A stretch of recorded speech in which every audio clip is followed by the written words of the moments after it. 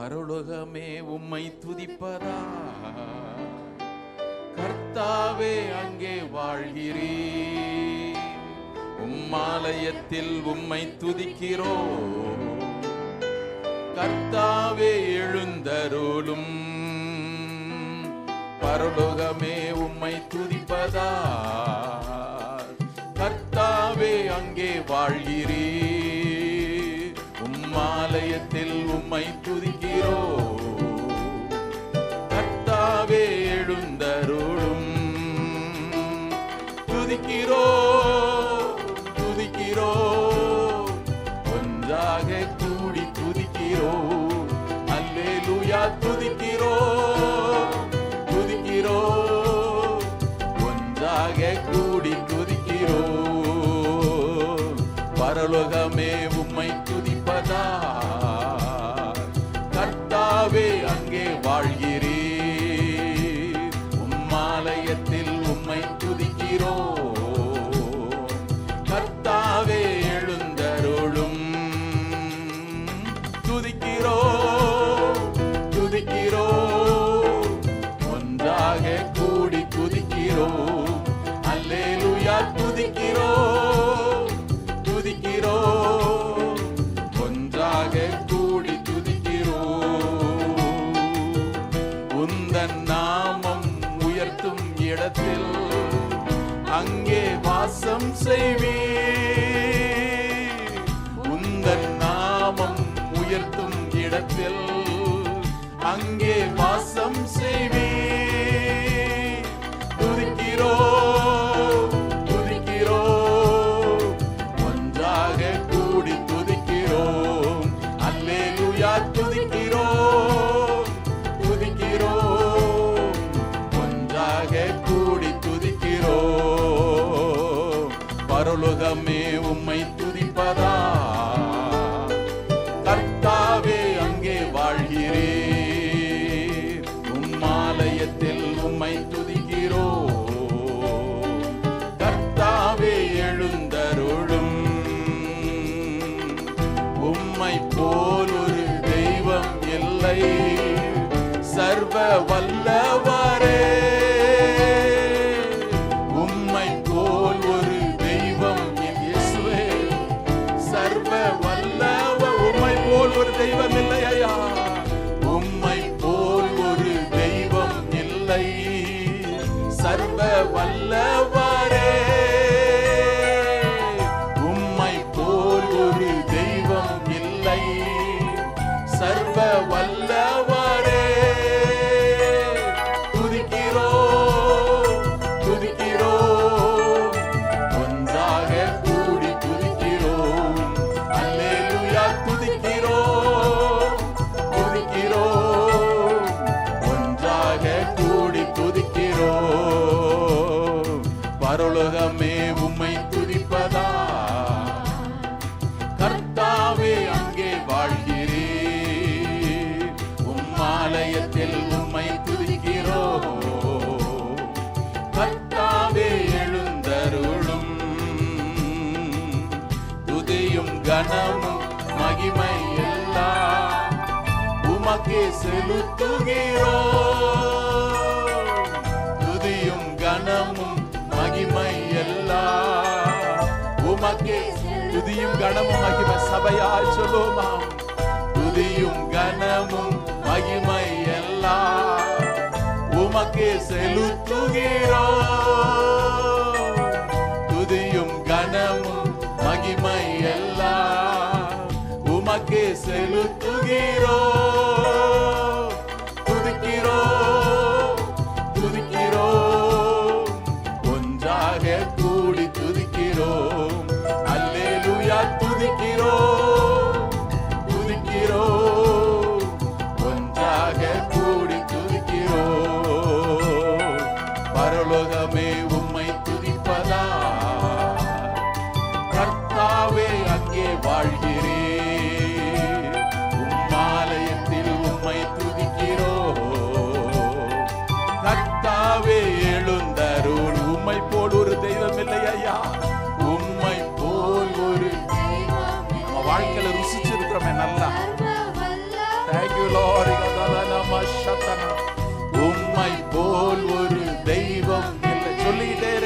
கர்த்தாவே. தேவர்களில் உமக்கு ஒப்பாவர் யாரையா? ஆண்டவர் உம்மை போல யாருமே இல்லையா? பரிசுத்தத்தில் உமக்கு ஒப்பானவர் எவருமே இல்லையே. ஆண்டவரே, நீர் வார்த்தையினாலே சர்வத்தையும் சிருஷ்டித்தவர். எங்கள் பாவங்கள் போக நாங்கள் கழுவப்படும்படி உம்முடைய பரிசுத்த ரத்தத்தை சிந்தினீரே. சர்வ வல்லவர், உம்மை போல் ஒரு தெய்வம் இல்லை இயேசுவே. உம்மை போல் ஒரு தெய்வம் இல்லை. சர்வ வல்லவரே, துதிக்கிறோம் துதிக்கிறோம். ஒன்றாக கூடிட்டு எல்லாரும் வாயை திறந்து இயேசுவே நாங்கள் ஆராதிக்கிறேன். எங்கள் இயேசுவே சர்வ வல்லவர். ஆண்டவரே, நீர் சகலத்தில் உயர்ந்தவர். வாட உம்முடைய சிங்காசனம், பூமி உம்முடைய பாதமடி. ஆண்டவரே, எங்கள் தேவாதி தேவனை, ராஜாதி ராஜனை, கர்த்தாதி கர்த்தரை நாங்கள் உயர்த்துகிறோம். பெரியவரையா, சபை நடுவிலே உலாவுகிறவர். தேவ சபையிலே தேவன் எழுந்தொருளினார். தேவ சபையிலே தேவன் எழுந்தொருளினார். தேவ சபையிலே தேவன் எழுந்தொருளினார். நம்முடைய நடுவிலே அவர் எழுந்தருளி இருக்கிறாரே. என்னுடைய நாமத்தை பிரசவம் பண்ணுகிற எந்த ஸ்தலமானாலும் நான் வருவேன், வந்து ஆசீர்வதிப்பேன் என்று சொன்னவர். இன்றைக்கு நம்முடைய வாழ்க்கையில் இருக்கிற எல்லா தடைகளையும் உடைப்பாராக. வாயை விரிவாய் தர நான் நிரப்புவேன் என்று சொன்னவர். ஹalleluya ஹalleluya. சபையா எல்லாரும் துதிப்போம். ஹalleluya. உம்மை துதிக்கிறோம் துதிக்கிறோம் துதிக்கிறோம். துதியும் கனமும் மகிமையெல்லாம் உமக்கே செலுத்துகிறோம். ஹalleluya. துதியும் கனமும் மகிமையெல்லாம் உமக்கே செலுத்துகிறோம். என் முழு பலத்தோடு நான் அவர் ஆராதிப்பேன். ஹalleluya. என்னுடைய முழு பலத்தோடு முழு இதயத்தோடு நான் அவரை ஆராதிப்பேன். நான் தேவனை துதிக்கிற புது பாட்டை தந்திருக்கிறார் அவர். ஊரகலல நம சத்தரகலரி ஆங்கராந்தரால நம மகிமை மகிமை. ஆண்டவரே, எங்க சரீரத்தில் இருக்கிற சோர்வுகள் எல்லாம் பலவீனங்களை கர்த்தர் நீக்கும் ஐயா. ஆண்டவரே, உமக்கு நன்றி உமக்கு நன்றி உமக்கு நன்றி உமக்கு நன்றி. உம்முடைய ரத்தத்தினாலே உண்டாகிற விடுதலை ஆண்டவரே, உம்முடைய ரத்தத்தினாலே உண்டாகிற சுகம், உம்முடைய ரத்தத்தினாலே உண்டாகிற ஆண்டவரே மகிமை ஐயா.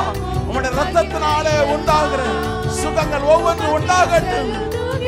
துதியும் கன மகிமை எல்லாம் செலுத்துகிறோம். துதியும் கனமும் மகிமை எல்லாம் உமக்கே செலுத்துகிறோம். துதிக்கிறோம் துதிக்கிறோம். ஒன்றாக கூடி துதிக்கிறோம்.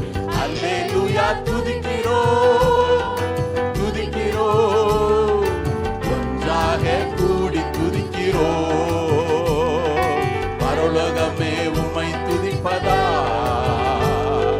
கர்த்தாவே அங்கே வாழ்கிறேன். உம்மாலயத்தில் உம்மை துதிக்கிறோம். கர்த்தாவே எழுந்தருளும். பரலோகமே உம்மை துதிப்பதா, கர்த்தாவே அங்கே வாழ்கிறேன். உம்மாலயத்தில் உம்மை துதிக்கிறோம். கர்த்தாவே எழுந்தருளும். ஹalleluya. யாக்கோபு எழுதின பொதுவான நிருபம் 1வது அதிகாரம் 13, 14, 15 ஆகிய வசனங்கள். James chapter 1 from verse 13 to 15 வாசிப்போம். சோதிக்கப்படுகிற எவனும் நான் தேவனால் சோதிக்கப்படுகிறேன் என்று சொல்லாதிருப்பானாக. தேவன் பொல்லாங்கினால் சோதிக்கப்படுகிறவர் அல்ல, ஒருவனையும் அவர் சோதிக்கிறவரும் அல்ல. அவன் தன் தன் சுய இச்சையினாலே இழுக்கப்பட்டு சிக்குண்டு சோதிக்கப்படுகிறான். பின்பு இச்சையானது கற்பந்தரித்து பாவத்தை பிறப்பிக்கும். பாவம் பூரணமாகும் போது மரணத்தை பிறப்பிக்கும். ஜெபிப்போம். கிருபையுள்ள நல்ல ஆண்டவரே, நல்ல காலை நேரத்திலே உங்களுடைய சமூகத்திலே நாங்கள் கூடி வரச் செய்தீர். இப்பொழுதும் கர்த்தர் இந்த வசனத்தை கொண்டு எங்களோடு பேசும் ஆண்டவரே. எங்களுக்கு இந்த வசனங்களை பிட்டு தாரும். எங்கள் வாழ்க்கை ஆண்டவரே உடைய வருகைக்கு ஆயத்தமாகத்தக்கதாய் மறுரூபமாக்கும். இந்த வசனத்தை கேட்க தடை செய்கிற இடையூறை கொண்டு வருகிற எல்லா கிரியைகளையும் வானத்திலும் பூமியிலும் சர்வ அதிகாரம் படைத்த நசரனா இயேசு கிறிஸ்துவின் நாமத்தினாலே கடிந்து கொள்கிறோம். உமக்கு நன்றி ஐயா. புல் உலர்ந்து பூ உதிரும், உம்முடைய வசனமோ என்றென்றைக்கும் நிலைத்திருக்குமே. பரிசுத்தரே, அந்த வசனங்கள் எங்கள் இருதய பலகையில் எழுதப்படட்டும். இந்த பிள்ளைகள் கொடுத்த இந்த காணிக்கையிலும் கர்த்தர் நீர் அங்கீகரித்திருக்கிறீர். அறிக்கையிட்டதன்படியே கர்த்தர் ஆசீர்வதியும் பெருக செய்யும். உமக்கு நன்றி நன்றி நன்றி. துதி கன மகிமையெல்லாம் ஒருவருக்கு எடுத்து மீட்பர் இயேசு நாமத்தினங்களை தாழ்த்தி ஜெபிக்கிற நல்ல பிதாவே, ஆமென். உட்காரும். கர்த்தருடைய பரிசுத்த நாமத்திற்கு மகிமை உண்டாவதாக. கர்த்தர் நல்லவர், அவர் கிருபை என்றும் உள்ளது. இன்றைக்கு தேவ செய்திக்கு நான் கொடுக்க விரும்புகிற தலைப்பு, சோதனை வேளையிலே ஜெபியுங்கள். Pray when you are being tempted. நம்ம தொடர்ந்து இந்த யாக்கோபு எழுதின நிருபத்தை தான் பார்த்துட்டு வர்றோம். அடுத்த வாரம் நமக்கு குருத்தோலை ஞாயிறு, அன்றைக்கு அதை தொடர்ந்து ஹோலி வீக். நான் அடுத்த வாரம் அதை அனௌன்ஸ் பண்ணுறேன். நமக்கு மாண்டி தேர்ஸ்டே சர்வீஸ் உண்டு. வியாழன் ஆராதனை சாயங்காலத்தில் நமக்கு நடக்கும் 6:30 மணிக்கு. ஸோ அதை யாரும் மறந்துடாதீங்க, எல்லோரும் வாங்க. குட் ஃப்ரைடே சர்வீஸ் உண்டு, அதை நம்ம அனௌன்ஸ் பண்ணுவோம். அதை தொடர்ந்து ஈஸ்டர். கர்த்தர் நம்ம எப்படி நடத்துகிறாரோ நம்ம அதை பார்ப்போம். பட் இந்த நிருபங்களை நம்ம இனி வரக்கூடிய நாட்களிலே கர்த்தர் வருகை தாமதிக்குமானால் நம்ம தொடர்ந்து அதை வசனமாக தியானிப்பது அவசியம். நம்ம ஏற்கனவே பார்த்துருக்குறோம், சோதனைனா என்ன, பரீட்சைனா என்ன, டெஸ்ட் என்ன, டெம்டேஷன் என்ன, இதை தொடர்ந்து பார்த்துட்டு தான் வர்றோம். நான் கடந்த சில வாரங்களாக நான் அதை உங்களுக்கு சொல்லியிருக்கிறேன். இன்றைக்கு இந்த டெம்டேஷன், இந்த ஒரு வார்த்தையை நம்ம பார்க்குறது கொஞ்சம் நல்லா இருக்கும்னு நினைக்கிறேன். ஒரு நாள் ஆண்டவராக இயேசு கிறிஸ்துனுடைய சீடர்களிலே ஒருவன் அவரிடத்துல வந்து, ஆண்டவரே, யோவான் தன்னுடைய சீஷருக்கெல்லாம் ஜெபிக்கிறதற்கு கற்றுக் கொடுத்தார்ல, ஜெபம் பண்ண போதிச்சார்ல, அதை மாதிரி நீரும் எங்களுக்கு கற்றுத்தாரன் ஐயா, எங்களுக்கு நீர் போதியும். ஆண்டவர் வந்து அவங்கக்கிட்ட எப்படி பிரசங்கம் பண்ணுறதுன்னு ட்ரைனிங் கொடுத்துருக்கலாம். எப்படி பிரசங்கம் பண்ணுறது, எப்படி பேயை துரத்துறதுலாம் இப்போ கேம்ப்லாம் நிறைய நடக்குது. ஒரு நாள் நாங்கள் சொன்னால ஒரு அமெரிக்கன் டெலிவிஷன் கம்பெனியில் வேலை செய்யும் பொழுது அந்த சேர்மன் அந்த பாஸ்டரல் டீம் எல்லாரையும் கூப்பிட்டார். ஒரு 8 பேர் நிற்கிறோம். எங்களை கூப்பிட்டு எப்படி பேயை துரத்துறதுன்னு எங்களுக்கு ட்ரைனிங். எனக்கு உண்மையிலே தெரியாது. கிராமங்களுக்கு போவோம், ஜெபம் பண்ணுவோம், பேய் ஓடும், அவ்வளோதான். ஆனால் அவரு, நீங்களாம் எனக்கு சீஷர்கள் மாதிரி, உங்களுக்கு நான் வந்து பேயை துரத்துறதுக்கு எப்படின்னு ட்ரைனிங் கொடுக்க போகிறேன் அப்படின்னாரு. இயேசு ஜெபிக்க கற்றுக் கொடுத்தார், இவர் பேய் ஓட்டுறதுக்கு. சரி, நாங்கள் சில காரியங்கள் தெரியாதில்ல, கிளான் போய் அப்படி நிற்கிறோம். அவர் கோ இன் த நேம் ஆஃப் ஜீசஸ் அப்படின்னு சொல்லிட்டு மேலே இருக்கிற சீலிங் இடிஞ்சு சொல்கிற மாதிரி கத்துனார். அடுத்து யார் அப்படின்னு, அப்புறம் பாஸ்டர் ஜோ வில்லியம்ஸ், அவரை கூப்பிட்டு நீ எப்படி பேய் துரத்து அப்படின்னாரு. அவர் சொன்ன மாதிரி சொன்னார், நோ நோ நோ நோ, இதில் 50% பேய் தான் ஓடும், 50% ஓடாதுன்ட்டார். ஏன்னா அவரை மாதிரி எங்களால் சத்தம் போட முடியல. அடுத்து என்கிட்ட சொன்னார், நீ எப்படி பேய் துரத்துவான்னு. எனக்கு தெரியல. நான் வந்துட்டு நானும் சொன்னேன் இந்த மாதிரி, கோ இந்த நேம் ஆஃப் ஜீசஸ் சொன்னார். இல்லை, உன் வீட்டுக்குள்ள ஒரு நாய் வந்து பிள்ளையை கடிக்க வரும்பொழுது நீ இப்படியே துரத்துவ அப்படின்னாரு.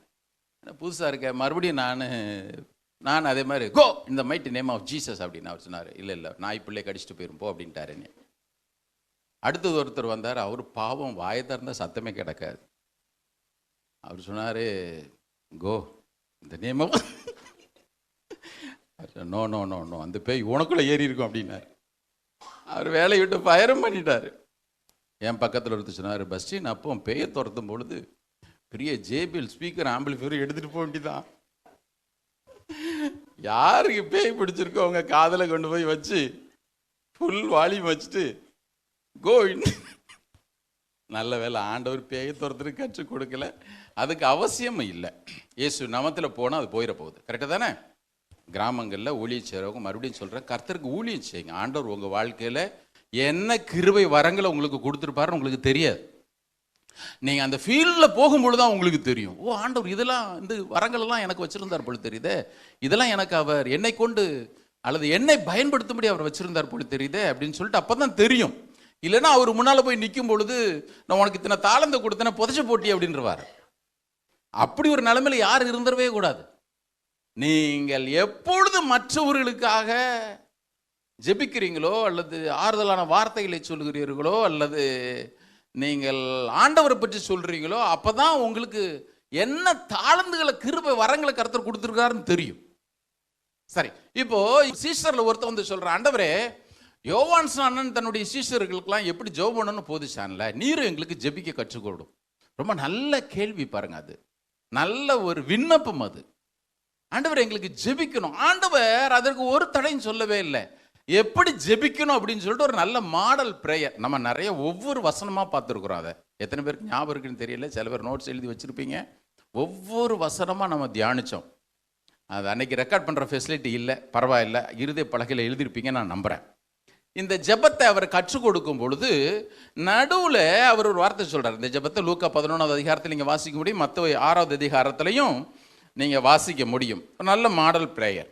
உதாரணத்திற்கு லூக்கா 11வது அதிகாரம் 4வது வசனத்தில் இந்த பரமண்டலத்தில் இருக்கிற எங்கள் பிதாவை ஜெபத்தை சொல்லும் பொழுது, லார்ட்ஸ் பிரேயர் சொல்லும் பொழுது ஒரு வார்த்தையை சொல்றாரு, எங்களை சோதனைக்கு உட்பட பண்ணாமல் தீமை நின்று எங்களை ரட்சித்து கொள்ளும் என்று சொல்லுங்கள். அதே 6வது அதிகாரத்தில் ராஜ்யம் வல்லமை கனம் என்றைக்கும் உடையவைகளை அப்படின்னு சொல்லி முடிக்கிறார். ஆனால் லூக்கா 11வது அதிகாரத்தை வாசிங்கன்னா, எங்களை சோதனைக்கு உட்பட பண்ணாமல் தீமை நின்று எங்களை ரட்சித்து கொள்ளும் என்று சொல்லுங்கள். ஒரு டிரான்ஸ்லேஷன் சொல்லுது, don't allow us to be tempted. ஆண்டவரே நாங்கள் சோதிக்கப்படுவதற்கு நீர் அனுமதி கூடாதிரும், நீர் அனுமதியாதிரும். ஒவ்வொரு நாளும் காலையில் இந்த ஜெபம் நமக்கு அவசியம் என்றால், இந்த சோதனைன்றது உங்க வாழ்க்கையிலும் என் வாழ்க்கையிலும் எவ்வளவு பயங்கரமா கிரியைன்றதை பார்த்துங்க. நான் ஏற்கனவே உங்களுக்கு சொல்லிட்டேன், தேவன் ஏன் சோதனையை டெம்டேஷன்றதை நம்முடைய வாழ்க்கையில் கொண்டு வருவதற்கு பிசாசுக்கு அனுமதி கொடுக்குறாரெல்லாம் பார்த்துட்டோம். ஒருவேளை அதை கேட்காதவங்க இருந்தீங்கன்னா போன வாரங்கள் அதுக்கு முந்தின வாரங்கள் உள்ள செய்தி நம்ம யூடியூப் சேனல் இருக்கு, நீங்கள் வேணா கேட்டுங்க. கவனிங்க, இதை ரொம்ப கவனிக்க வேண்டியது. யாக்கோபு தன்னுடைய நிருபத்தை எழுதும்பொழுது சொல்றாரு, இந்த பாரு, எந்த காரியத்திலும் எந்த சூழ்நிலையிலும் நீ சோதனையில போய் மாட்டிக்காத. சோதனையில மாட்டிட்டு ஆண்டவர் என்ன போட்டு இந்த மாதிரி சோதிக்கிறாரேன்னு நீ வந்து விழுந்துராத. டெஸ்ட் நான் சொல்லல, நான் டெம்டேஷனை பேசிட்டு இருக்கிறேன். வேதம் சொல்லுகிறது நீதிமொழிகள் 19வது அதிகாரத்தில், மனுஷனுடைய மதியினம் அவனுடைய வழிகளை தாறுமாறாக்கும், பின்போ அவனுடைய மனம் கர்த்தருக்கு விரோதமாக தாங்கள் அடையும். நிற்கக்கூடாத இடத்துல நின்றுக்கிட்டு ஆண்டவரே என்னை தயவுசெய்து தப்புவின்னு சொல்லிட்டு கேட்கக்கூடாது. அதுக்கெல்லாம் ஆண்டவர் சொல்லிட்டார்ல, நீ எங்கெங்க நிற்காத, பிசாசுக்கு எதிர்த்து நில்லுன்னு சொன்னார், ஆனால் பாவத்துக்கு விலகி ஓடுன்ட்டார். எங்கே ஓடணுமோ அது வாலிப பிள்ளைங்க நல்லா கவனிங்க. இயேசு கற்றுக் கொடுத்த ஜெபத்தில் சொல்றாரு, don't allow us to be tempted. நாங்கள் சோதிக்கப்படுவதற்கு நீர் அனுமதி கொடாதுரும் ஐயா. மார்ட்டின் லூத்தர் என்கிற பரிசுத்தவன் நம்ம எல்லாருக்குமே தெரியும். காலையில் எழுந்த உடனே அவருடைய ஜெபம், ஆண்டவரே என்னை இந்த சோதனைக்குள்ள அனுமதிச்சிடாதீங்க. ரெண்டாவது படுக்கும் பொழுது சொல்வாராம், என்னுடைய வாழ்க்கையிலே என்னுடைய பாவங்களார் என்னை நீர் கழுவி சுத்துகிறீங்க. இந்த 2 ஜெபத்தையும் அவர் ஒரு நாளும் ஜெபிக்க தவறுனதே இல்லை. ஒரு நாள் தூங்கும் பொழுது சொல்லுவார், ஆண்டவரே என்னை உமக்கு பிரியமில்லாத காரியங்களை சிக்கிக் கொள்ளும்படி அந்த சோதனையை மாத்திரம் நீங்கள் அனுமதிச்சிடாதீங்க. முடிக்கும் பொழுது சொல்வாராம், ஆண்டவரே என்னை நீர் பரிசுத்தமாக்கும். ரொம்ப நல்ல கிறிஸ்தவ வாழ்க்கை பாருங்க, தேவனை பிரியப்படுத்தும்படி வாழ்ந்த வாழ்க்கை பாருங்க. இப்போ சோதனைக்கு உட்பட பண்ணாமல் தீமை நின்று எங்களை விலக்கி ரட்சித்தருளும் சொல்றாருல்ல ஆண்டவர் இயேசு. இந்த டெம்டேஷன்ற வார்த்தையை தான் யாக்கோபு 1வது அதிகாரத்தில் அவர் எழுதுறாரு, நீங்கள் சோதிக்கப்படும் பொழுது சோதிக்கப்படுகிற எவனும். இப்போ உங்களுக்கு புரியும் நினைக்கிறேன். ஒரு விஷயத்துல கூட யாக்கோபு அங்க இங்க அவர் மாறவே இல்லை. உதாரணத்திற்கு நான் போனவர் இதை சொல்லியிருக்கும், நேரம் இல்லாதனால சொல்லலை. நான் சொன்னேன், சில காரியங்களுக்கு ஆண்டவர் அனுமதி கொடுக்குறார், அது நமக்கு பெரிய தைரியம். கர்த்தருக்கு ஸ்தோத்திரம், அவர் அனுமதிக்காம என் வாழ்க்கையில் ஒன்றும் வரவே வராது. எல்லாரும் கரங்கிற ஒருத்தர் அடையில சொல்லுங்க பார்ப்போம். ஏன் அவர் அனுமதிக்கிறாரெல்லாம் நம்ம அப்படி பார்த்துருக்குறோம். முழுமையாக எந்த ஒரு போதகனாலும் விலைக்கு சொல்லவே முடியாது. அது ஒவ்வொரு நபரை பொறுத்தது. அதை பரிசுத்த ஆவியானவர் தான் அந்தந்த வேலையில கற்றுக் கொடுக்கணும். நீங்க தான் அதை கேட்டுக்கணும், நான் தான் அதை கேட்டுக்கணும். சரி, இப்ப லூக்கா 22வது அதிகாரத்துல சோதனை கவனிங்க, டெம்டேஷன் எப்படிலாம் ஒரு மனுஷனுக்குள்ள வந்துருது பாருங்க. அதற்கு எப்படிலாம் நம்ம வழி ஏற்படுத்தி கொடுத்துட்றோம் பாருங்க. லூக்கா 22வது அதிகாரத்துல இந்த சம்பவம் நம்ம எல்லாருக்குமே நல்லா தெரியும். ஆண்டவராய் இயேசு கிறிஸ்து அவர் சிலுவை பாடுகளுக்கு போவதற்கு முன்பதாக, அவர் அங்கே சத்துருக்களால் பிடிபடுவதற்கு முன்பதாக ஒரு சம்பவம் நடக்குது. அப்போ சொல்றாரு, பேதுருக்கிட்ட அவர் இடைப்பட்ட விதம் தான் ரொம்ப முக்கியம். சீமோனே சீமோனே, கோதுமையை சுளகினாலே புடைக்கிறது போல சாத்தான் உன்னை புடைக்கிறதற்கு உத்தரவு கேட்டுக்கொண்டான். வார்த்தை கவனிங்க, உன்னை சோதிக்கிறதற்கு உத்தரவு கேட்டான். ஆனால் நானோ உன்னுடைய விசுவாசம் ஒழிந்து போகாதபடிக்கு உனக்காக நான் வேண்டிக் கொண்டேன். வேணா அதை தெளிவாக வாசிடலாமே? எல்லாரும் எடுங்க. லூக்கா 22:31. Look chapter 22 verse 31. பின்னும் கர்த்தர், சீமோனே சீமோனே, இதோ கோதுமையை சுளகினாலே புடைக்கிறது போல. இதை மறந்துடாதீங்க. இந்த சோதனை எப்படி வருது பாருங்க ஒரு மனுஷனுக்கு. சொலகுன்னா முறத்துல கோதுமையை புடைக்கிறது போல அப்படி தூக்கி போட்டு போட்டு போட்டு இருக்கிற டஸ்ட் எல்லாம் போறதுக்கு. ஆனால் அதுக்குள்ள ஒரு மனுஷனுக்கு வயிறெல்லாம் கலங்கிரும். உங்க சைஸுக்கு என் சைஸுக்கு ஒரு பெரிய முறத்தை செஞ்சு மிஷினில் மாட்டி விட்டுட்டு உன்னை புடைக்கிறேன் பாருன்னு தூக்கி உள்ள போட்டால் தெரியும் இந்த வார்த்தையினோட அர்த்தம். உத்தரவு கேட்டுக்கொண்டான், நானும் உன்னுடைய விசுவாசம் ஒழிந்து போகாதபடிக்கு உனக்காக வேண்டிக் கொண்டேன். இது ஆம்பிளிஃபைட் பைபிள் எப்படி தெரியுமா போட்டிருக்கு? நல்லா கவனிங்க. நேற்று இரவு ரொம்ப லேட் ஆகிடுச்சு தான், ஆனாலும் இதை தியானிக்க அவ்வளோ சந்தோஷமாக இருந்துச்சு. ஆம்பிளிஃபைட் பைபிள் போட்டிருக்கு, Simon Simon listen, Satan has asked excessively that you, means all of you, be given up to him out of power and keeping of God, that he might sift you, means all of you like grain. எப்படி தெரியுமா போட்டிருக்கு? சீமோனே சீமோனே கவனே, சாத்தான் தொடர்ந்து அவன் permission கேட்டுக்கிட்டே இருந்தான் பிதா கிட்ட, உங்க எல்லாரையும் புடைக்கிறது இருக்கு. ஆம்பிளிஃபைட் பைபிள் அப்படிதான் போட்டிருக்கு. உங்க எல்லாரையுமே இந்த சோதனைன்றது என்ன தெரியுமா? அவன் எதுக்கு தெரியுமா போய் பெர்மிஷன் கேட்டானா? வேதம் சொல்லுகிறது, out of power and keeping of God. தேவனுடைய பாதுகாப்புல இருந்தும் தேவனுடைய வல்லமையில் இருந்தும் கொஞ்சம் அப்படி வெளியே அவங்கள தள்ளி விட்டுருங்க, நான் புடைச்சிக்கிறேன்னு கேட்டானா. பிரதர் கவனிங்க, சோதனை பிசாசு போய் கேட்டானா ஆண்டவர்கிட்ட. என்ன கேட்டானா? உங்க பவர் இருக்குல்ல, உங்க வல்லமை உங்களுடைய பாதுகாப்பு இருக்குல்ல, அதுல இருந்து கொஞ்சம் அவங்கள வெளியே தள்ளி விட்டுருங்க, நான் உங்களை புடைச்சிக்கிறேன்னு கேட்டான். அதனால தானே இன்னும் பேதுரு எழுதும் பொழுது ரொம்ப அழகா எழுதுறாரு. 1 பேதுரு 1:5, தேவனுடைய பலத்தினாலே நாம் காக்கப்பட்டிருக்கிறோம். எல்லாரும் கரங்களுக்கு சத்தமரலையிலே சொல்லுவோமா? எனக்கு அதை வாசிக்கும் பொழுது அவ்வளோ சந்தோஷம். இது வேற யாரும் எழுதல பாருங்க, பேதுரு தான் எழுதுறான். kept by the power of God. தேவனுடைய பலத்தினாலே காக்கப்பட்டிருக்கிற உங்களுக்கு, நீங்கள் நானும் தேவனுடைய பலத்தினால ஒவ்வொரு நாளும் காக்கப்பட்டிருக்கிறோம். ஆமென். அவன் நம்ம பக்கத்தில் ஒரு நாள் இப்போ அங்கே கேட்டு தான் வர வேண்டியிருக்கு. நான் சொல்றது நல்ல விசுவாசிகளுக்கு. சில பேர் நாமளே பிசாசுக்கு ரத்தன கம்பளம் விரிச்சு வாப்பா, சில பேர் சோதிக்க வேண்டிய அவசியமே இல்லை. எதுக்கு போயிட்டு ஃபோர்ஸ் பண்ணுறதே இல்லை. நாமளா போய் அவன் வலையில் மாட்டிக்கிட்டு, நாமளா கையை கொடுத்துட்டு, நாமளா ஒரே இடத்துல உட்கார்ந்துக்கிட்டு அவங்ககிட்ட பேசி பழகிட்டு. இங்க ஆண்டவர் சொல்றாரு, உங்க எல்லாரையும் சோதிக்கும்படி. எப்படி? தேவனுடைய வல்லமையிலிருந்து, தேவனுடைய பாதுகாக்கிற அந்த பராமரிப்பிலிருந்து கொஞ்சம் அப்படி வெளியே தள்ளி விட்டுருங்க, நான் உங்களை சோதிச்சுட்டு போறேன் அப்படின்னு கேட்டான். இப்ப ஆண்டவர் சொல்றாரு அவங்ககிட்ட, வாசிங்க 22வது அதிகாரம் 32வது வசனம். நானும் உன்னுடைய விசுவாசம், ஒவ்வொரு வார்த்தையும் கவனிக்கணும். என்ன? இப்போ சோதனையில பின்னால் வரக்கூடிய விளைவு என்ன? விசுவாசம் ஒழிஞ்சு போயிருது. கரெக்டா? விசுவாசம் ஒழிஞ்சு போயிருது. இது ஒழியாதபடிக்கு தான் நான் வேண்டிக்க வேண்டியிருக்குது. அப்போ எதற்கு சோதனை வருது? இந்த மாதிரி சோதனை அப்படின்னு கேட்டீங்கன்னா, முதலாவது தேவனோடு இருக்கிற உறவை அவர் மேல வைக்கிறோம் பாருங்க. ஒரு நேரத்துக்கு மேல, குறிப்பிட்ட காலத்துக்கு பிறகு சொல்லுவாங்க, என்னத்த ஆண்டவர் நம்பி போ அப்படின்ற ஒரு நிலைமைக்கு கொண்டு வந்து விடுவான். எதுக்கே அவனுக்கு இவ்வளவு சோதனை அப்படின்னு பார்த்தீங்கன்னா, நான் மறுபடியும் சொல்றேன், டெம்டேஷன். ஒன்று புலம்புறது இருக்கு, இன்னொன்று ஆண்டவர் முகத்தை பார்க்கறதுக்கே வெக்கப்படுற நிலைமையில வச்சிருவான். இந்த பார், நீ தப்பன்ட்ட, உன் ஜெபத்துக்கு தேவன் பதில் கொடுக்க மாட்டாரு, இப்படி அவன் சொல்றது ஒன்று. ரெண்டாவது, ஐயோ அவர் முகத்தில் போய் நான் எப்படி முழிப்பேன், நான் போன வாரம் தானே இப்படிலாம் கண்டதுலேயும் விழுந்து கிடந்தேன். அப்படி உணர்வு இருந்தால் நல்லது தான். சிலருக்கு அந்த உணர்வே இல்லாமல் சுற்றிட்டு இருப்பாங்க பாருங்க, அது ரொம்ப மோசம்.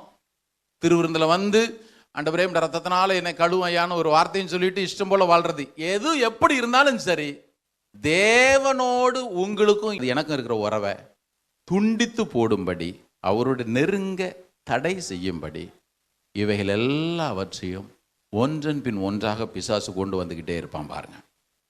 இப்போ ஆண்டவர் என்ன சொன்னார்? உடைய விசுவாசம் ஒளிந்து போகாதபடி உனக்காக வேண்டிக் கொண்டேன், நீ குணப்பட்ட பின்பு. இங்கிலீஷ் பைபிளில் சில டிரான்ஸ்லேஷன் போட்டிருக்கு, நீ மறுபடியும் என்னிடத்தில் திரும்பின பின்பு அதுக்கு பிறகு போய் உன்னுடைய சகோதரரை நீ சிறப்படுத்த அப்படின்றார். கவனிங்க, இது ஏன் இந்த பேதுருக்கு வந்துச்சு அப்படின்னு கேட்டீங்கன்னா, ஓவர் கான்ஃபிடென்ட் அவர். இது எப்படி மத்தேயுல வாசிங்க, உங்களுக்கு புரியும். லூக்கால அவர் அதோட விட்டுட்டாரு. இப்போ மத்தேயு 26வது அதிகாரத்துக்கு வாங்க. மேத்யூ சாப்டர் 26 verse 31, 31வது வசனம். நீங்க எல்லாரும் எடுங்க.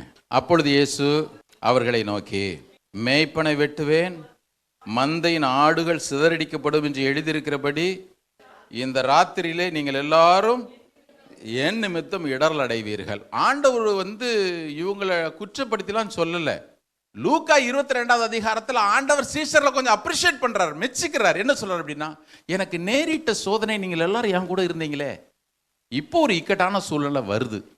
இப்போ இங்க மத்தேயு எழுதின சுவிசேஷத்துல 26வது அதிகாரத்தில் வாசிக்கும் பொழுது ஆண்டவர் சீஷர் இடத்துல சொல்றாரு, மேய்ப்பனை வெட்டுவேன், மந்தையின் ஆடுகள் சிதறடிக்கப்படும் என்று எழுதியிருக்கிறபடி இந்த ராத்திரியிலே நீங்கள் எல்லாரும் என் நிமித்தம் இடரல் அடைவீர்கள். நீங்க எல்லாரும் ஒரு நாள் என் கூட நல்லா நின்னீங்க, ஆனா இன்னைக்கு ராத்திரி என்னவோ நீங்க இடரல் அடைய போறீங்க. ஆகிலும் நான் உயிர்த்தெழுந்த பின்பு உங்களுக்கு முன்னே கலிலேயாவுக்கு போவேன் என்றார். 33வது வசனம். பேதுரு அவருக்கு பிரதியுத்தரமாக, உமது நிமித்தம் எல்லாரும் இடரல் அடைந்தாலும் வாய் மூடிட்டு இருந்திருக்கலாம். சோதனைக்கு காரணமே இந்த வாய் தான் பாருங்க. மூக்குக்கு கீழே 3 இன்ச்சு. ஃபர்ஸ்ட் இதுதான். நான் நேற்று யோசிச்சு பார்த்தேன், ஒருவேளை இந்த வார்த்தையை சொல்லாமல் இருந்தான்னு வச்சுக்கிங்களேன், 10ஓட 1 11 அப்படி போயிருந்திருப்பான் பேதுரு. பிரதர் அவங்கெல்லாம் அப்படி பிரதர், நான் அப்படி கிடையவே கிடையாது பிரதர்.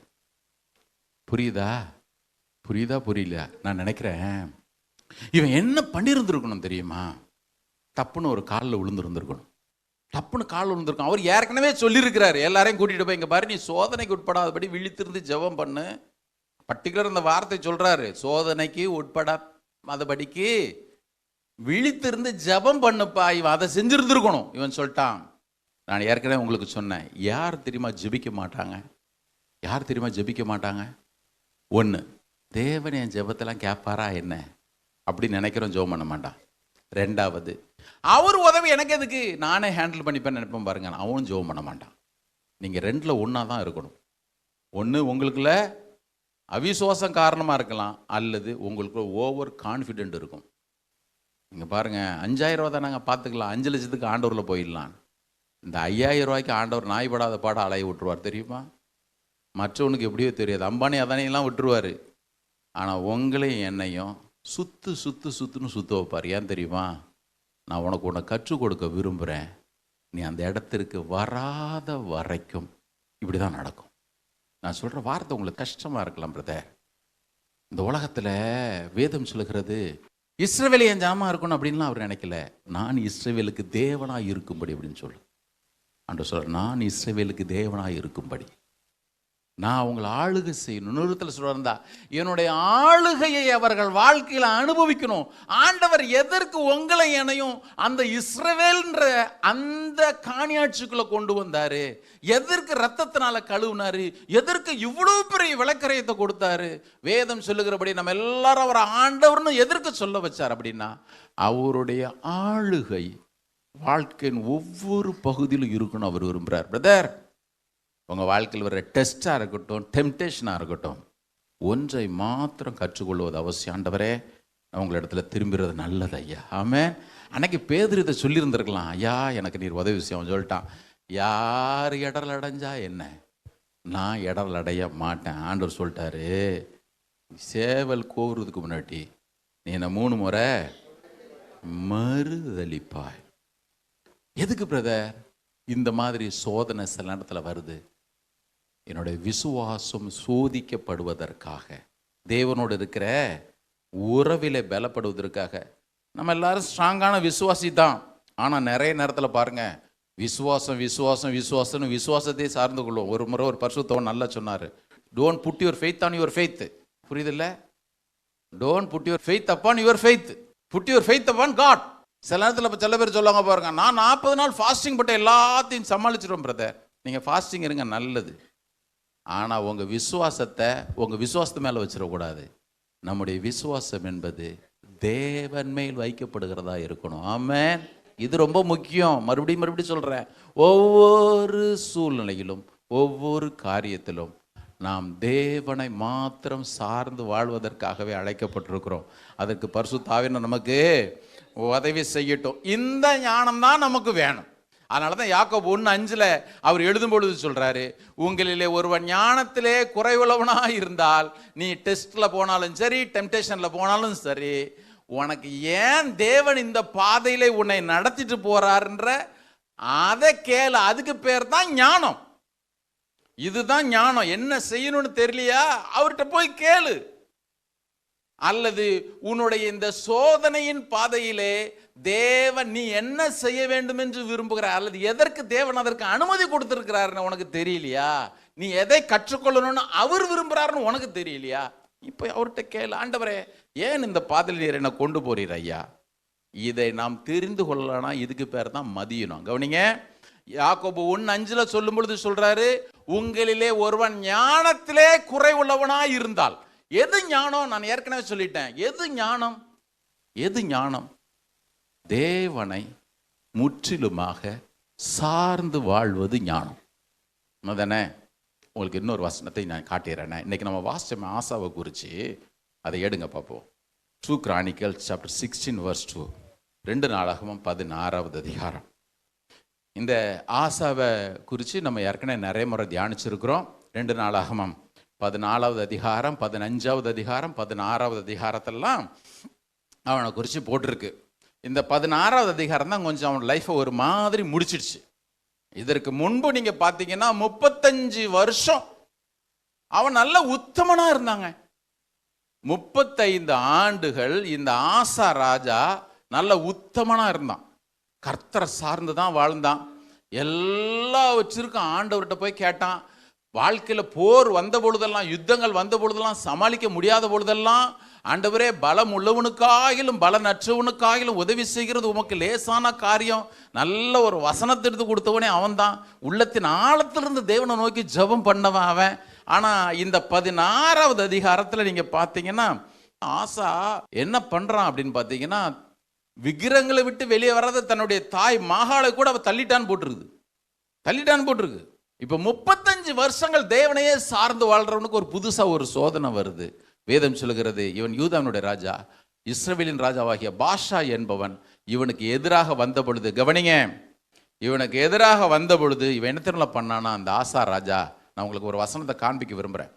இந்த ஆசா ராஜா என்ன தெரியுமா பண்ணா, வேதம் சொல்லுகிறது, அவன் கர்த்தருடைய ஆலயத்திலும் ராஜாவினுடைய அரண்மனையிலிருந்து எல்லா வெள்ளி பொண்ணு எல்லாத்தையும் எடுத்து சீரியாவோட ராஜாவுக்கு அனுப்பிச்சு நீங்கள் ஹெல்ப் பண்ணுப்பா அப்படின்னு சொல்லிட்டு கேட்குறான். நல்லா கவனிங்க, 14-15 அதிகாரங்களே தேவனை சார்ந்து வாழ்ந்தவன், பலவனுக்காகிலும் பலனற்றவனுக்காகிலும் உதவி செய்கிற உமக்கு லேசான காரியம் சொல்லிட்டு தேவன் மேலே இருக்கிற தன்னுடைய விசுவாசத்தை உறுதியாய் அறிக்கையிட்டவன் இந்த 16வது அதிகாரத்தில் சிரியாவின் ராஜா பெனதாத்ன்றவனை சார்ந்து கொண்ட உடனே இப்போ அனானி வந்து சொல்றான், ஞானதிஷ்டிகாரன் அனானி வந்து சொல்றான்.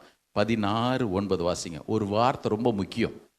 2 நாளாகமம் 16:9 எல்லாரும் வாசிங்க. தம்மை பற்றின உத்தம இருதயத்தோடு இருக்கிறவர்களுக்கு தம்முடைய வல்லமையை விளங்க பண்ணும்படிக்கு கர்த்தருடைய கண்கள் பூமி எங்கும் உலாவிக் கொண்டிருக்கிறது. அடுத்தது ரொம்ப முக்கியம். இந்த விஷயத்திலே மதி இல்லாதவராய் இருந்தீர். ஒரு டிரான்ஸ்லேஷன் சொல்லுது, what a fool you have been. என்ன முட்டாளியா நீ. ஆனால் நீ வந்து சொல்றான், இந்த பாரு, கடந்த நாட்கள்லாம் தேவன் உனக்கு வெற்றி கொடுத்தார். சத்துருக்கள் வந்த பொழுது நீர் தேவனை சார்ந்து கொண்ட பொழுது அவங்க எல்லாரும் ஒப்பு கொடுத்தார். இப்போ உனக்கு புதுசா சோதனை வந்த உடனே நீ தேவனை சார்ந்து கொள்ளாமல், கவனிங்க, தேவனை சார்ந்து கொள்ளாமல் யாரோ ஒருத்தங்க இன்னைக்கு அப்படியே குழம்பி போய், ஏன் ஆண்டவரே இவ்வளோ லாஸ், இப்படி அப்படி இப்படிலாம் யோசிக்கிறோம், அல்லது ஏன் ஆண்டவரை இவ்வளோ பிரச்சனையோடாக நாங்கள் போயிட்டுருக்குறோம், நல்லா தான் இருந்துச்சு நம்ம யோசிக்கிறோம் அடிக்கடி. கவனிங்க, ஆனால் நீ வந்து சொன்னான் ஞானதிஷ்டிகாரன், தேவன் ஏற்கனவே உமக்கு தம்முடைய வல்லமை விளங்க பண்ணியிருக்கிறார். இப்படி தடுமாறினிய முடிவெடுக்க முடியாம தேவனை சார்ந்து கொள்ளாமல் அப்படி சீரியாவின் ராஜா பெனாதத்திற்கு நீ அப்படி இருக்கிற சொத்தெல்லாம் வாரி கொடுத்திய, இப்ப கூட உனக்கு உதவி செய்யும்படிக்கு கர்த்தருடைய கண்கள் உன் மேலதான் வைக்கப்பட்டிருந்துச்சு. தம்மை பற்றின உத்தம இருதயத்தோடு இருக்கிறவர்களுக்கு தம்முடைய வல்லமையை விளங்க பண்ணும்படி கர்த்தருடைய கண்கள் பூமி எங்கும் உலாவி கொண்டிருக்குது. நான் சொல்றேன், இன்னைக்கு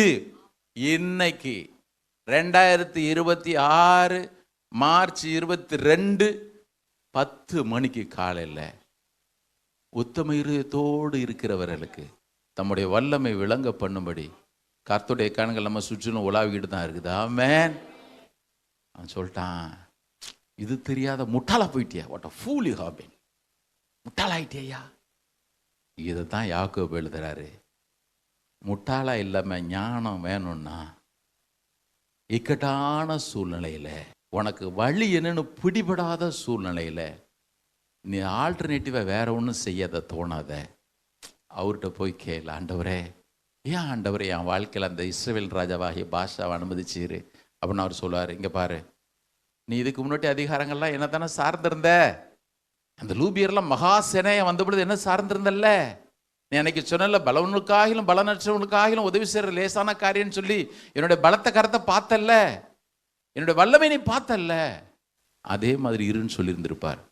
என்ன பெரிய துக்கம் தெரியுமா, 35 வருஷங்கள் தேவனை சார்ந்து வாழ்ந்தவன் 36வது கோட்டை விட்டுட்டான். பிரதர், கடந்த நாட்களில் உங்கள் அனுபவம் நல்ல தேவனை சார்ந்து வாழ்ந்ததாக இருக்கட்டும், சோதனை நேரத்தில் கர்த்தருடைய சமூகத்தில் போய் அது whether it is temptation or test, எப்படியோ நீங்கள் போய் ஆண்டவர்கிட்ட ஜெபம் பண்ண அந்த அனுபவங்கள்லாம் இருந்துச்சே, அன்னைக்கு தேவன் உண்மையுள்ளவர் நம்ம சாட்சி சொன்னமே, இன்னைக்கு வேறு எதையோ நாம் சார்ந்தபடினாலே இன்னைக்கு நமக்கு வல்லமை விளங்க பண்ணும்படி அற்புதம் செய்யும்படி நீட்டப்பட்டிருக்கிற அந்த பலத்த கரத்தை நம்ம வைக்கப்பட்டிருந்த அந்த கண்களுடைய வல்லமை நம்ம இழந்து போயிட்டோம்ல.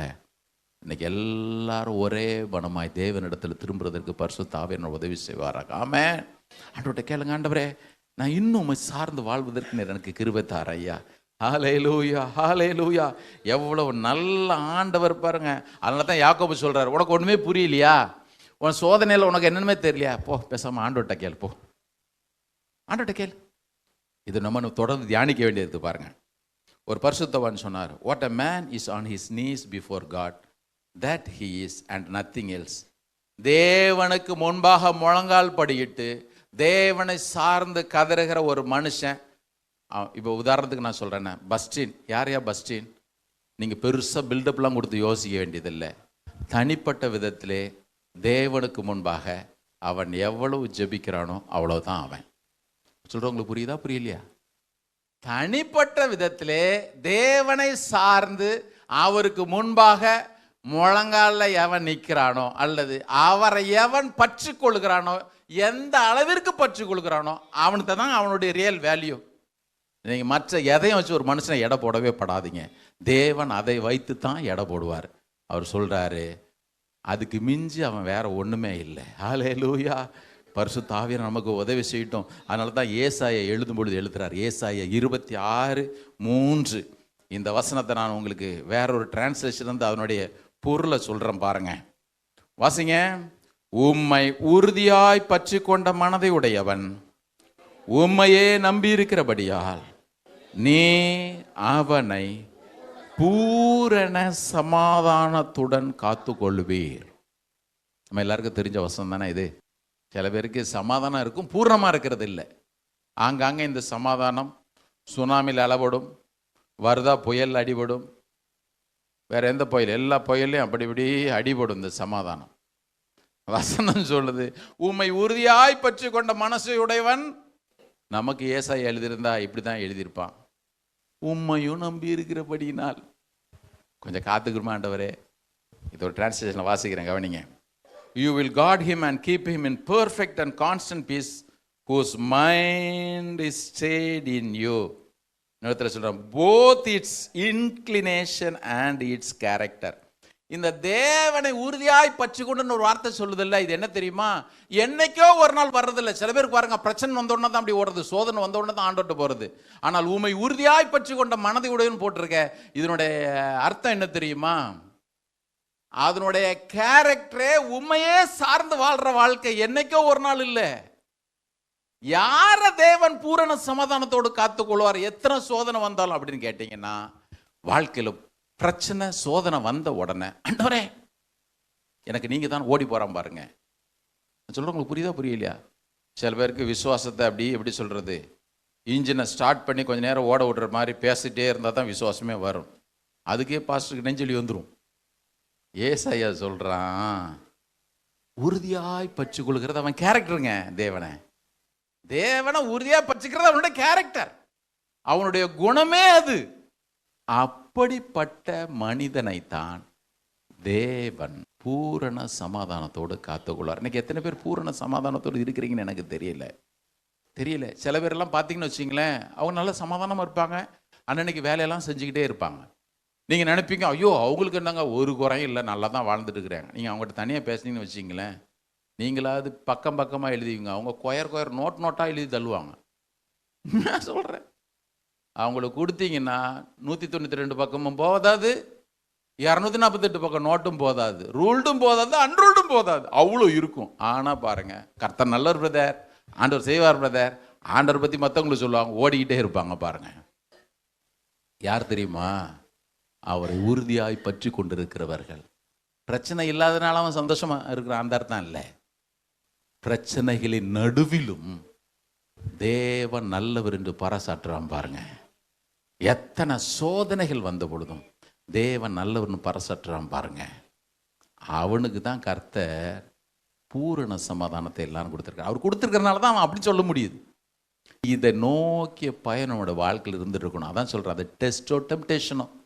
உங்களை பாவத்தில் விழத்தள்ளி தடுமாறிட்டு இருக்கிற சூழ்நிலையாக இருந்தாலும் சரி, பரீட்சையின் பாதையில் போய் நீங்கள் சோர்ந்து போகிறதா இருந்தாலும் சரி, ஆண்டவரே எதற்கு இந்த பாதையில் என்னை கொண்டு போறீர் ஐயா இல்லையா? எத்தனை பேர் கேட்க போகிறோன்னு எனக்கு தெரியல. பாருங்களேன், இப்போ நான் டெம்டேஷனுக்கே வர்றேன். நம்ம விசுவாசத்திலிருந்து வீழ்த்துவதற்கு இந்த நிறைய பேர் டெம்டேஷன் உடனே பாவம், இந்த பாலியல் சம்பந்தப்பட்டது, இச்சை இப்படி நினச்சிட்டு இருப்பீங்க. இல்லை, சில நேரத்தில் வறுமையை நமக்கு சோதனையாக வந்துடும் தெரியுமா? நம்முடைய வாழ்க்கையில் வரக்கூடிய தேவை இருக்குது தெரியும்ல, அது சோதனையாக வந்துடும். அதுக்கு பதிலாக வேற என்ன செய்யலான்றது நமக்கு வந்துடும். எப்படி? உதாரணத்துக்கு நான் சொல்கிறேன்னே, எனக்கு ஒரு 2.5-3 வருஷம் வேலையே இல்லை, வேலை கிடைக்காம இல்லை.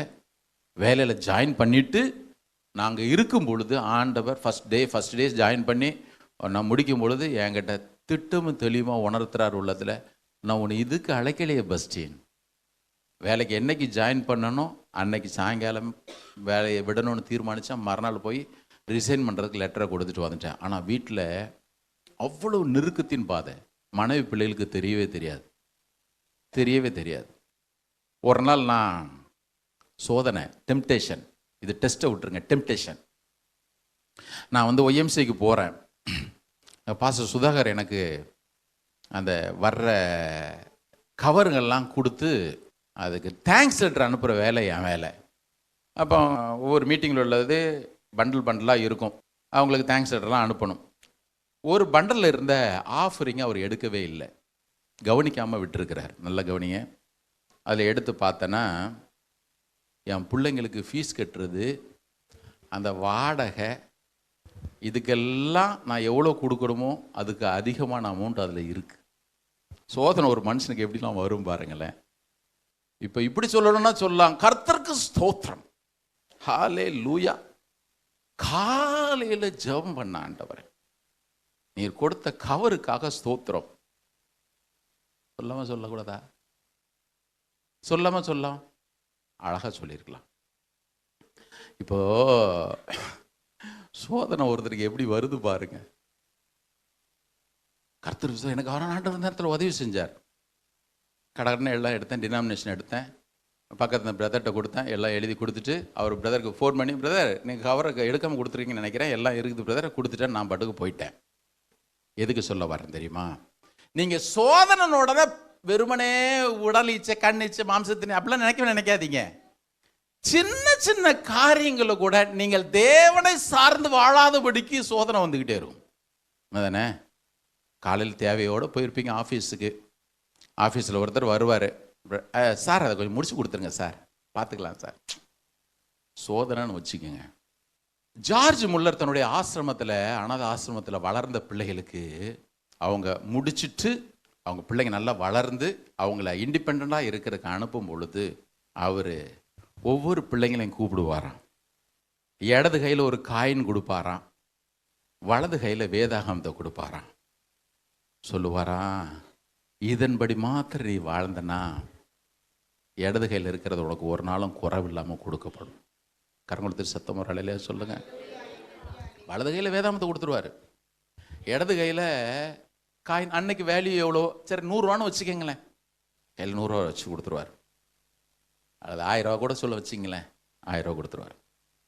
சொல்லுவார், இதன்படி நீ வாழ்ந்தால் இடது கையில் உனக்கு ஒரு நாளும் குறைவு படவே படாது. பிரதர் சிஸ்டர், நான் சொல்கிறேன், வாழ்க்கையில் எத்தனை சோதனைகள் வந்தாலும் சரி, ஒன்றும் குறைவு இல்லாமல் திருப்தியாக்கி நடத்துறதுக்கு நல்ல ஒரு ஆண்டவர் இருக்கிறார். ஆமென்.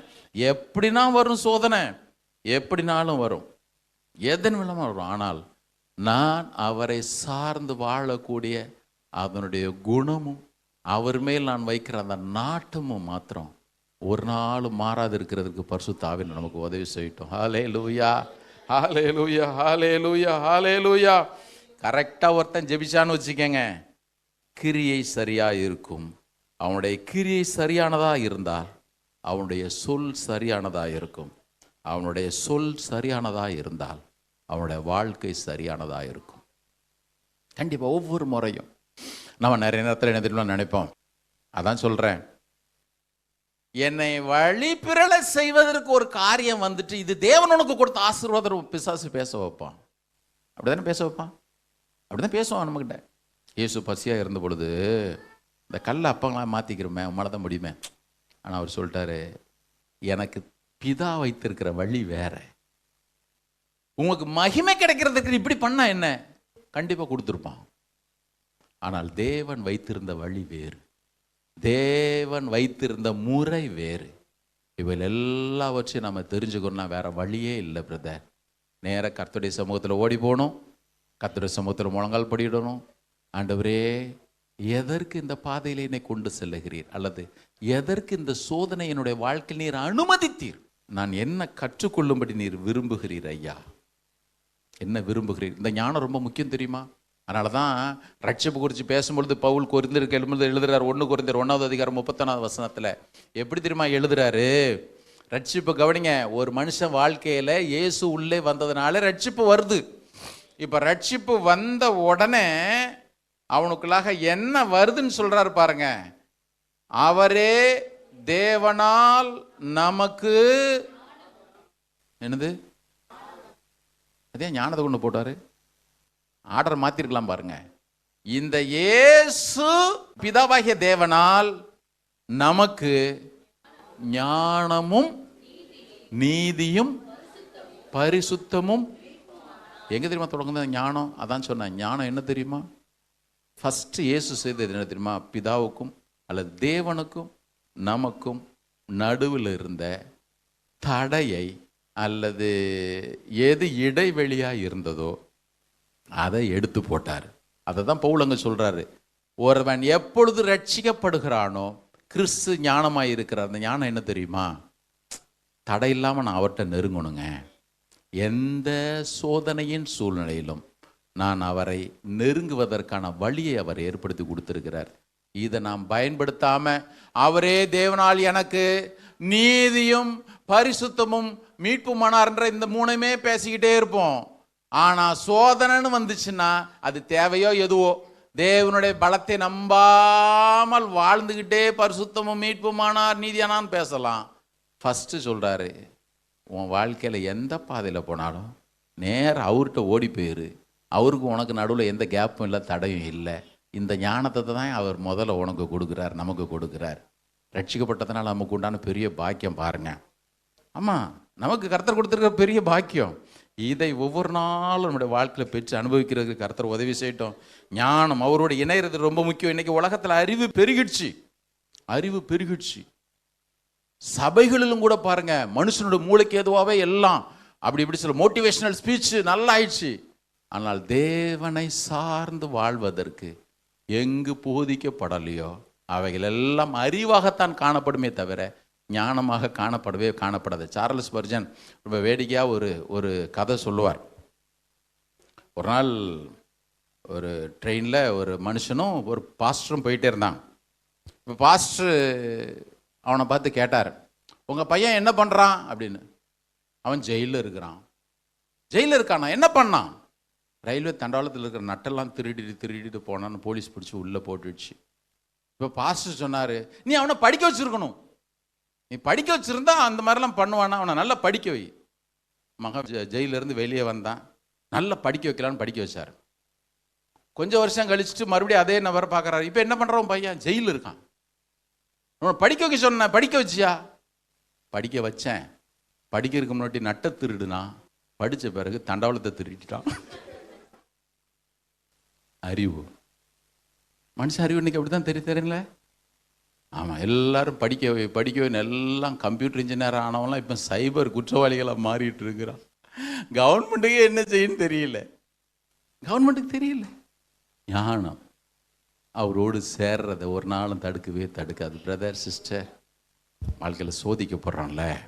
நான் சொல்கிறேன், ஒருவேளை இது டெம்ப்டேஷனை பேசுகிறீங்களா, டெஸ்ட்டை பேசுகிறீங்களா கேட்கலாம். நான் ரெண்டுக்குமே சொல்கிறேனே.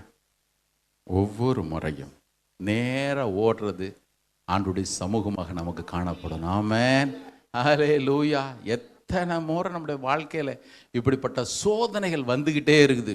ஒரு முறை ஒரு சபையில் அப்படிதான் ஒரு குறிப்பிட்ட சகோதரி, மகனுக்கு விபத்து, கணவனுக்கு வேலை போச்சு, இந்த அம்மா சிக்காச்சு.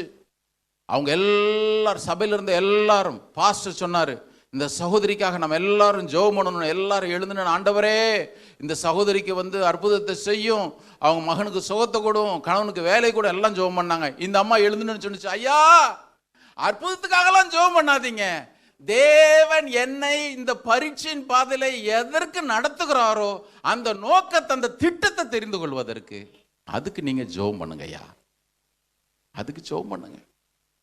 யாக்கோபு முழுவதும் அதை தான் எழுதுறாரு. உனக்கு புரியாது, நீ நேரா போய் நீ போற பாதையினுடைய காரணம் என்ன, எதற்காக நீர் என்ன இந்த பாதையில கொண்டு போறீர் ஆண்டவரே.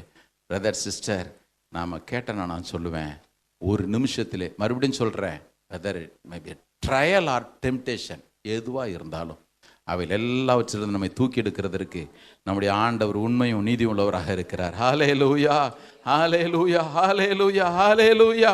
யோசிச்சு பாருங்க, யாக்கோபு சொல்றாரு, உனக்கு இப்படிப்பட்ட ஞானம் வரணும்னா அதுக்கு தேவைப்படுறதே ஜபந்தான்.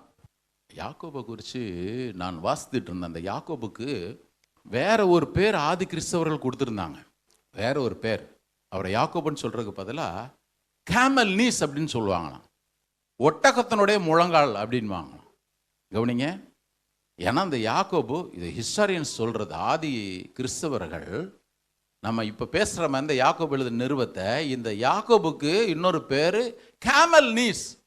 ஏன் இவர் முழங்கால் படிட்டு ஜெபம் பண்ணி அவருடைய கால் அப்படி ஒட்டகத்தினுடைய முழங்கால் எப்படி இருக்குமோ, ஒட்டக முழங்கால் போட்டு அது அப்படியே காய்ப்பு பிடிச்சி போய் இருக்கும் பாருங்க, இதே மாதிரி யாக்கோபனுடைய முழங்கால்கள் இருக்குமா. அவனை பார்க்கும் பொழுதெல்லாம் ஜெபத்திலே நிற்பான். அவன் வாழ்க்கையை நல்லா கற்றுக்கொண்டிருந்தவன் பாருங்க. கிறிஸ்தவ வாழ்க்கை நான் என்னன்னு கற்றுக்கொண்டவன் பாருங்க. ஹே கேமல் நீஸ், என்னையா சொல்ல விரும்புகிற? அவன் சொல்லுவான், ஞானம் வேணுமா, அதுக்கு ஒரே ஒரு வாய்க்கால் தான், சேனல் தான் ஏன் இருக்குது, அதுக்கு ஒரே ஒரு வழி தான் இருக்குது, நேரப்போ அப்படி சமூகத்தில் முழங்கால் படு. ஆமாம், இன்னைக்கு என்னமோ தெரியல, சபைகளில் இந்த ஜெபம் அப்படின்றது மட்டும் அப்படி ரொம்ப மறக்கப்பட்டு போயிடுச்சு. என்னமோ வல்லமையுள்ள தேவன் ஒருத்தர், இன்னைக்கு அதெல்லாம் அறிவாலேயே நீ அவரை பற்றி பேசிக்கிட்டே போ, அனுபவத்தில் நீ ஒன்றும் அவரை அனுபவிக்க தேவையில்லைன்னு சொல்கிறவங்க. நான் ஏற்கனவே உங்களுக்கு சொல்லியிருக்கிறேன், சோதனை என்பது, டெம்டேஷன் என்பது தேவைகள் மூலமாக வரலாம், நம்முடைய உணர்வுகள் மூலமாக எப்படின்னா வந்துட்டு போகட்டும். அதற்கு பதில் ஒன்னே ஒன்று தான் இருக்குது, அவரிடத்துல மாத்திரம்தான் போக முடியும். ஆமென். தெரியும்ல, ஜார்ஜ் முல்லர் நல்ல தேவ மனுஷன், நல்ல ஜெப வீரர். பல ஆயிரக்கணக்கான குழந்தைகளை தன்னுடைய ஊழியத்தின் மூலமாக தாங்கினவர். அவருடைய சொந்த ஆர்ஃபனேஜில் கிட்டத்தட்ட 1500-2000 பிள்ளைங்க இருந்தான். ஒரு நாள் நடந்ததில்லை, பல நாட்கள் இதே விதமாக நடந்திருக்கு. தேவன் எவ்வளோ உண்மை உள்ளவர். ஏன் சாட்சியை குறித்து நான் 1000 சொல்லுவேன். அது திரும்ப திரும்ப நான் என்னை பற்றியோ நம்மளை பற்றியோ பேசுன மாதிரி இருக்கும். எல்லாருக்கும் அந்த அனுபவங்கள் உண்டு. திரும்ப சொல்கிறேன், தேவன் எவ்வளோ உண்மையுள்ளவர் நம்ம அனுபவித்த அனுபவங்கள் இங்கே இருக்கிற அநேகருக்கு உண்டு. ஜார்ஜ் முல்லர் அவர் பிள்ளைங்களை ஒரு நாள் காலையில் சாப்பாடே இல்லை, எல்லா பிள்ளைங்களும் கொண்டு வந்து டைனிங் டேபிளில் உட்கார வச்சுட்டு போய் ஜோம் பண்ணிட்டே இருக்கிறார். ஒருத்தன் வந்தான், வந்து சொன்னான், நேற்று உங்கள் ஆர்ஃபனேஜை குறித்து நான் ஒரு சொப்பனம் கண்டேன். அவன் பேக்கரி ஓனர். உங்கள் எல்லாருக்கும் ப்ரெட்டு கொடுக்கணும்னு எனக்கு அந்த கனவுல வந்துச்சு, அதனால் ரெடி பண்ணி வச்சுருக்கிறேன், நான் அனுப்பிடுறேன் அப்படின்னு. இப்போ பிள்ளைங்களுக்கு ப்ரெட்டு வரப்போகுது, இவர் ரெடி ஆகிட்டே இருக்கிறார். ஒருத்தன் வந்து கதை தட்டுறான் உள்ள. இவர் போய் பார்த்தா, சார் ஒரு இடத்துக்கு பால் எடுத்துகிட்டு போனேன், கரெக்டாக உங்கள் ஆர்ஃபனேஜ் முன்னால் வந்து அச்சு முறிஞ்சிடுச்சு, இதை ரெடி பண்ணி எடுத்துகிட்டு போகிறதுக்குள்ளே பால் தெரிஞ்சிரும், கொஞ்சம் பாலை எடுத்துக்கிறீங்களா சார்? அடப்பாவி, அதுதையா ஜெபம் பண்ணிட்டு இருக்கிற, எல்லாத்தையும் கொண்டு வா. சிஸ்டர் கவனி, நான் சில நேரத்தில் கிராமங்களில் போகும் பொழுதெல்லாம் அங்குள்ள ஜனங்கள்கிட்ட நான் பேசுவேன். படிப்பறிவே இருக்காதுங்க. பைபிள் கொடுத்தா அவங்கள வாசிக்க தெரியாது.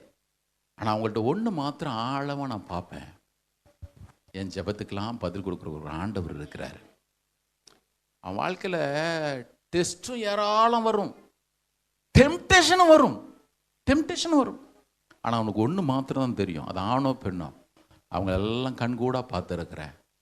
தேவையோ போராட்டங்களோ சோதனைகளோ, எனக்கு ஒருத்தர் இருக்கிறாருங்க, எனக்கு அவர் செய்வார் என்று சொல்லி அவரை மாத்திரம் பற்றி கொள்ளுகிற, அவரை மாத்திரம் சார்ந்து வாழுகிற அந்த அனுபவத்தோடு வாழ்ந்தவர்கள், அவரை ருசிச்சவங்களும் கூட. இன்னைக்கு பரிசுத்த ஆவியானவர் நமக்கு இருக்கிற ஒவ்வொருவருக்கும் உதவி செய்யட்டும்.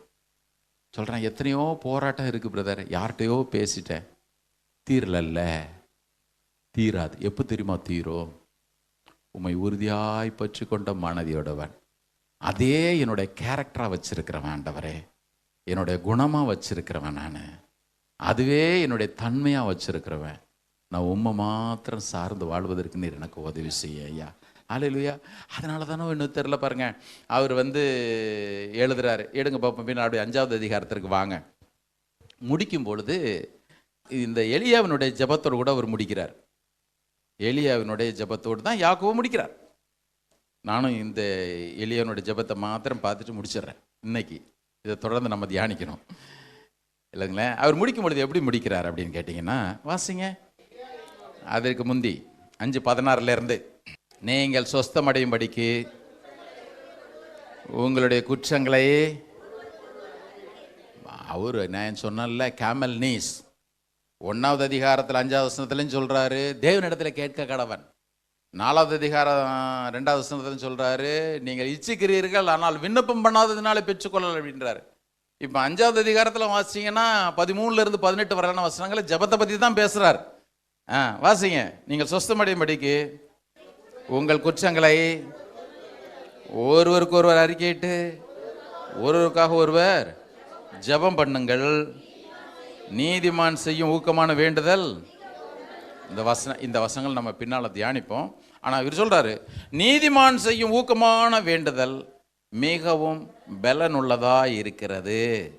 இதனுடைய டிரான்ஸ்லேஷன் சொல்லுது, ஹார்ட்ஃபெல்ட் அண்ட் கண்டினியூடு ப்ரேயர். ஒரு நீதிமான் ஏறெடுக்கிற உள்ளம் ஊறுகின தொடர்ந்தேச்சியான இந்த ஜபம் தேவனுடைய மகத்துவத்தை ஒருவனுடைய வாழ்க்கையில் கொண்டு வரும். எனக்கு என்ன தெரியுமா, அதே ஆண்டவர், அவருடைய வல்லமை, நாம் இப்போ கூட பாடுவோம், உம்முடைய வல்லமைகள் குறைந்து போகவில்லை. ஆண்டவர் சொல்ல, அது குறைஞ்சு போல, ஆனால் நீ தானே குறைஞ்சு போயிட்டே இருக்கிற. நீதிமான் செய்கிற ஊக்கமான வேண்டுதல் மிகுந்த பலனை தேவனுடைய வல்லமை நம்முடைய வாழ்க்கையில கொண்டு வரும். யாக்கோபு ஒருவேளை மோசையை சொல்லியிருக்கலாம், உதாரணமாக சொல்லியிருக்கலாம், அல்லது ஆபிரகாமை சொல்லியிருக்கலாம். இவங்கெல்லாம் விசுவாசத்தில் பெரிய பெரிய ஆளுங்க தான்.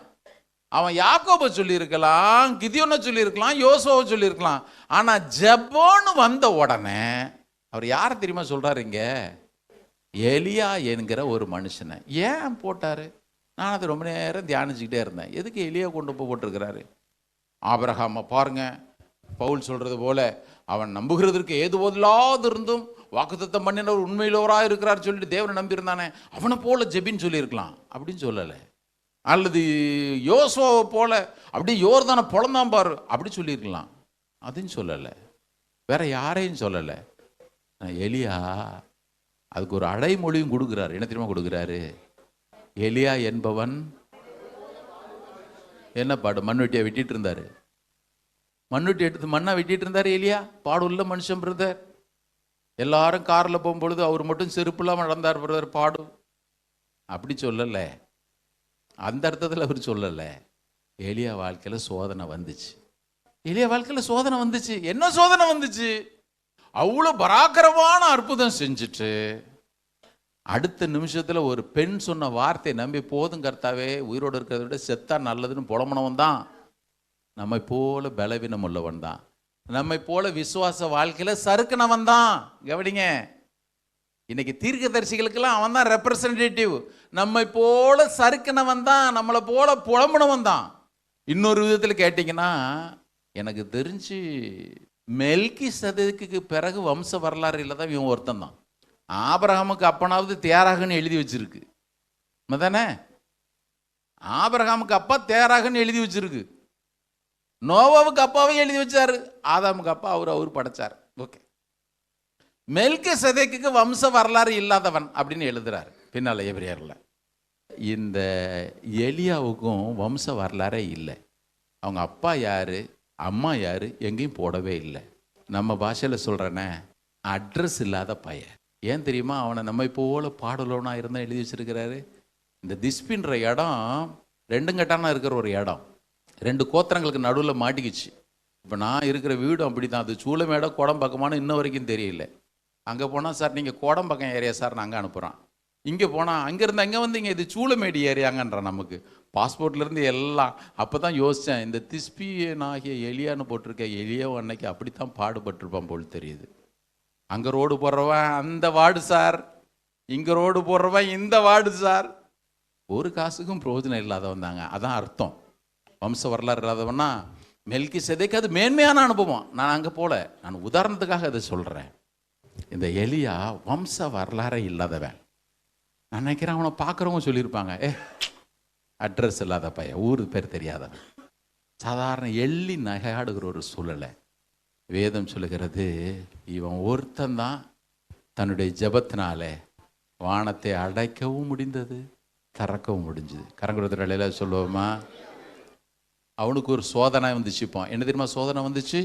வானத்திலிருந்து அக்னி இறக்கி எல்லா தேவ பிள்ளைகளும் தேவனிடத்துல கர்த்தரே தேவனை திரும்புறதுக்கு வச்சிட்டான். கர்த்தரே தேவன், அவ்வளோதான், நிரூபிச்சாச்செல்லாம் போயிருக்கலாம். ஆனால் அடுத்த பரீட்சை காத்திருந்துச்சு. 3 வருஷம் மழை வராதுன்னு சொன்னல, இப்போ மழை வந்தால் தான் நீ உண்மையான தீர்க்க தரிசனம் எங்களுக்கு தெரியும். 18வது அதிகாரத்தில் கர்மேல் பர்வதத்தில் அக்னி இறங்குச்சு. அவன் என்னமோ ஜெபம் பண்ண, ஆண்டவரே நான் உங்களுடைய ஊழியக்காரையா கொஞ்சம் காட்டும், மகிமையை காட்டும். நடந்துச்சு. அதை ஏற்றுக்கிறதுக்கு யாரும் ரெடியா இல்லை. யார் ரெடியா இருந்தாங்களோ இல்லையோ, ஆகாபும் இயேசுவேலும் ரெடியா இல்லை. இப்போ ஒரு அற்புதம் நடந்து ஆகணும். பெரிய சோதனை என்ன தெரியுமா? இவன் 3.5 வருஷம் என்னுடைய வாக்கின்படியேன்னு சொல்றான். இப்போ மழை வந்தாதான் அடுத்த காரியம் நடக்கணும். சோதனை எங்கே போகலாம்? வேதம் சொல்லுகிறது, நேராக போனால் ஜெபம் பண்ண தொடங்கினா. இதுக்கு முன்பு அப்படி தலை நிமிர்ந்து ஜனங்களுக்கு முன்பாக அற்புதம் செய்யறதற்கு கர்த்தாவே நீரே தேவன் அங்கே பார்த்தான். இப்போ வார்த்தை நிறைவேறதுக்கு போனான், விழுந்தான் தரையில். அங்கே பார்த்துக்கலாம், தலை நிமிர்ந்துலாம் இல்லை. நேர வேதம் சொல்லுகிறது அப்படியே நெத்தி போட்டு நிலத்தில் விழுற அளவுக்கு குனிஞ்சு கிடந்தான். ஆண்டவரே நீர் செய்ய ஐயா. வேலைக்காரனை கூப்பிட்றான், போய் பாரு, சமுத்திர முகமாய் போய் பார். பார்த்துட்டு வந்தவன் சொன்னான், ஒன்றையும் காணும். சோதனை எங்கே தெரியுமா தொடங்கும்? ஏதாயிலும் அறிகுறி தெரிஞ்சதுன்னா கொஞ்சம் விசுவாசம் பலப்படும். சாட்சி சொல்லிடலாம் வந்து, கர்த்தருக்கு ஸ்தோத்திரம், நாங்கள் ஜெபம் பண்ணிக்கிட்டே இருந்தோம், முந்தானத்து தான் என் மக வாந்தி எடுத்தா சொல்லிடலாம். வாந்தியும் காணும், ஒன்றையும் காணும். ஆண்டவரே நம்ம முடிவுக்கு வந்துடுவோம் நிறைய நேரத்தில். பிரதர் சிஸ்டர் கவனிங்க, எலியா சொன்னா, இன்னும் 7 முறை போய் பாரு. சரி, அட்லீஸ்ட் 5வது முறையாவது ஒரு அற்புதம், 6வது முறையாவது ஒரு நல்ல செய்தி. நடக்கவே இல்லை, நடக்கவே இல்லை. 7வது முறை வந்து சொல்றான், மேகம் தெரியுது, அதுவும் உள்ளங்கையளவு மேகம் தெரியுது. பல கிலோமீட்டருக்கு மேகம் தெரிஞ்சாலே நம்ம ஊரில் மழை வர மாட்டேங்குது நிறைய நேரத்தில். அவன் சொன்னான், 3 வருஷத்துக்கு மழையே காணோங்க, உள்ளங்கையளவு மேகம் தாங்க தெரியுது. கர்த்தருக்கு ஸ்தோத்திரம், கர்த்தருக்கு ஸ்தோத்திரம். அவனுக்கு நல்லா தெரியும், என் வாழ்க்கையின் பிரச்சனைகளுக்கு நான் எத்தனையோ முறை மனுஷனை தேடி மனுஷன் பிரகாரமாக யோசித்து புலம்புனதெல்லாம் உண்டு. என்ன அடுத்த அதிகாரத்தில் கூட புலம்புறான். அது அதனால தான் சறுக்கல். கர்த்தர் ஸ்தோத்திரம். அதனால தான் நான் சொன்னேன், நம்மை போல பாடுள்ள மனுஷன்தான். ஆனாலும் அவனுடைய ஜெபம் குறைஞ்சிடவே இல்லை பாருங்க. போனால் எலியாவினுடைய ஜெபம் பெருமழையினுடைய இறைச்சலை கர்த்தர் கேட்க தான் வச்சார். நான் எதுக்கு தெரியுமா அதை சொல்கிறேன்? இவ்வளவு தடுமாற்றங்கள் இருந்த பொழுதும் உண்மையில் ஒரு ஆண்டவர் இருக்கிறார். அவனுக்கு உண்மையுள்ளவராக இருந்தாரே, நம்முடைய சோதனை நேரத்தில் நமக்கு கை கொடுக்குறதுக்கு அவர் தவறிடுவாரா என்ன? தவறிடுவாரா என்ன? ஒரு நாள் அவர் தவற போகிறதே இல்லை. ஆமென்.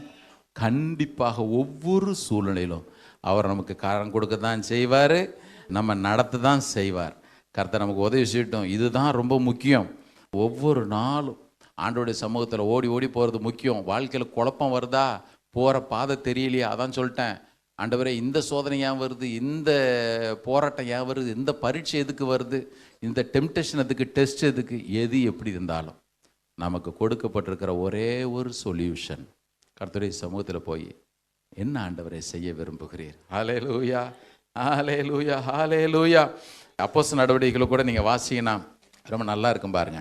9வது அதிகாரத்தில் சொல்லி முடிச்சிடுறேன். தர்சு பட்டணத்தானாகிய சவுல் தமஸ்குக்கு போகும்பொழுது கீழே விழுந்து அவன் கண்கள்லாம் தெரியல. இப்போ சவுலுக்கு டோட்டலாக எல்லாம் பிளைண்டு, கண்ணு மட்டும் பிளைண்டு இல்லை, லைஃபே பிளைண்ட் ஆயிடுச்சு. அடுத்து என்ன பண்ணுன்னே தெரியல, என்ன பண்ணே தெரியல. இக்கட்டான சோதனை, தப்பான முடிவு எடுத்தனா எடுத்துடலாம், தடுமாற நேரம். அவன் கிராஸ் ரோடில் நிற்கிறான். இந்த சவுலை குறித்து அனனியாட்ட கர்த்தர் பேசும்பொழுது பேசினாரு. சவுல்கிட்ட வந்தார், இங்கே பாரு, அங்கே போ, சீமோன் வீட்டில் அவன் இருக்கிறான், நீர்த்தூரில் இருக்கிறான், அவன் பேர் சவுலு, நீ போய் அவனுக்கு எல்லாத்தையும் சொல்லணும், என் நாமத்தினே தான் எவ்வளவாய் பாடுகள் படணும்னு சொல்லணும். கொஞ்சம் இக்கட்டான சூழல் ஆண்டவரே. நேற்று வரைக்கும் அந்த பார்ட்டியில் இருந்த ஆண்டவரே சர்ச்சாக அடித்து நொறுக்குனா, இப்போ அவனுக்கே போய் நீங்கள் போய் சுவிசேஷன் சொல்ல சொல்கிறீரே, என்ன ஆண்டவரே, அவருக்கு போய் சுவிசேஷன் சொல்ல சொல்கிறீர் ஆண்டவரே அப்படின்னு கேட்டது போல் அன்னைக்கு அனனியா கேட்டிருப்பான். இப்போது சவுல் கிராஸ் ரோடில் நிற்கிறான், என்ன செய்யனே தெரியல. ஆனால் அவனை குறித்து ஆண்டவர் ஒன்று சொன்னார், என்ன தெரியுமா? 9வது அதிகாரம் 13வது வசனத்தை வாசிங்க பார்ப்போம். 11வது வசனம். அப்பொழுது கர்த்தர் போய் யூதாவினுடைய வீட்டிலே தர்சு பட்டணத்தானாகிய சவுல் என்னும் பேர் கொண்ட ஒருவன், போய் சவுல் என்னும் பேர் கொண்ட ஒருவனை தேடு, அவன் இப்பொழுது நாம் இருந்தால் சொல்லியிருப்போம். இருக்கிற சர்ச்சிலே பெரிய சர்ச் யார் பாரு, ஒரு பாஸ்டர், அவரை போய் கூட்டிகிட்டு வா, அவர்கிட்ட போய் என்னென்னு கேட்டுக்கலாம். அல்லது வேற என்ன சொல்கிறது, இருக்கிறதுல பெரிய தீர்க்கதரிசி யாருன்னு பாரு, அவர்கிட்ட போனால் கண்டிப்பாக வழிகளை சொல்லுவார். பாருங்க, எங்கேருந்து கற்றுக்கொண்டிருக்கிறான் பாருங்க. சோதனை, முடிவெடுக்க முடியல. வசனம் சொல்லுது, அவன் இப்பொழுது வாய் தான் பேசுங்களேன். இப்பொழுது இவன் ஜெபம் பண்ணிட்டு இருந்தான், பதில் வீடு தேடி வந்துச்சா இல்லையா பாருங்க. என்ன செய்யணும், பதில் வீடு தேடி வருதுங்க, பதில் வீடு தேடி வருது. தெரியல பிரதர், என்ன பண்ணனே தெரியல. உட்காருங்க, பேசாம உட்காருங்க, ஆண்டோடைய சமூகத்தில் உட்காருங்க. இன்னைக்கு இந்த நோட்டோட தான் உங்களுக்கு முடிக்க விரும்புகிறேன். கர்த்தருடைய சமூகத்தில் உட்காருங்க, அங்கெங்கே ஓடவே ஓடாதீங்க.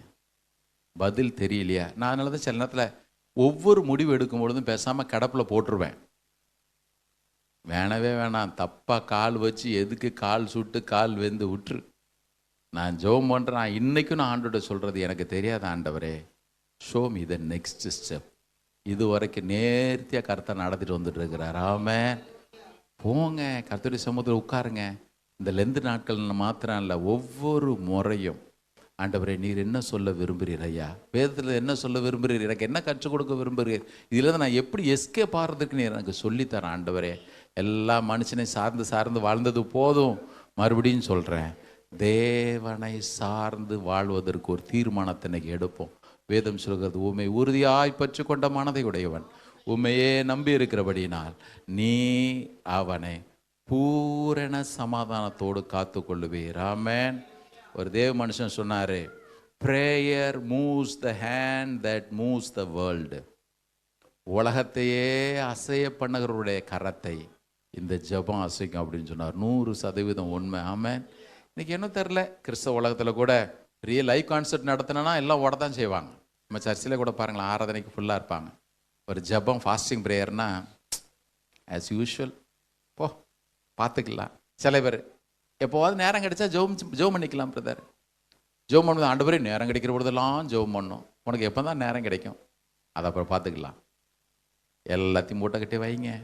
அவரோடு இருக்கிற அந்த அனுபவம் பெருகட்டும். ஆமென். ஒவ்வொரு காரியத்திலும் தேவன் ஞானத்தை தரத்தான் செய்வார். மறுபடியும் சொல்கிறேன், நீங்கள் போகிறது டெஸ்ட்டோ அல்லது நீங்கள் போகிறது டெம்டேஷனோ எனக்கு தெரியாது. நீங்கள் தப்பணும்னு விரும்பினீங்கன்னா வேதம் சொல்லுகிறது, ஞானத்திலே குறைவுள்ளவனாக இருந்தால் ஒருத்தர் இருக்கிறாரு, அவர் யாவருக்கும் கொஞ்சம் கொஞ்சம் கொடுக்கிறவர் அல்ல, சம்பூர்ணமாய் கொடுக்கிறவர். ஆமென். பவுல் எழுதும்போது எழுதுறாரு 8:32, எதியா சம்பூர்ணம், எதியா நிறைவு, தம்முடைய சொந்த குமாரன்னு பார்க்காம அவரையே தந்தாரே, வேற எதைத்தான் தராமல் இருப்பார். ஆமென். நல்ல தகப்பன் நமக்கு இருக்கிறார். எல்லாரும் எழுந்து நிற்போம். திருவிருந்து நேரம். திருவிருந்தில் பங்கு பெறதுக்கு முன்னாடி, ஆண்டவரே என்னுடைய ஜெப வாழ்க்கை கொஞ்சம் பலப்படுறதுக்கு நீர் எனக்கு உதவி செய்ய ஐயா. சில பேர் ஜெபிச்சுட்டு இருந்தவங்க தான். சில பேர் எப்படி ஜெபிக்கணும்லாம் தெரியறது இல்லை. நீங்கள் நினைக்கிறீங்க ஜெபன்னா ஏதோ மந்திர உச்சாடனம் அப்படின்லாம். சாதாரண அவரோட உட்காருங்க, பாட்டு பாடுனா பாடுங்க, பேசுனா பேசுங்க. ஒரு சபையில் அப்படிதான்.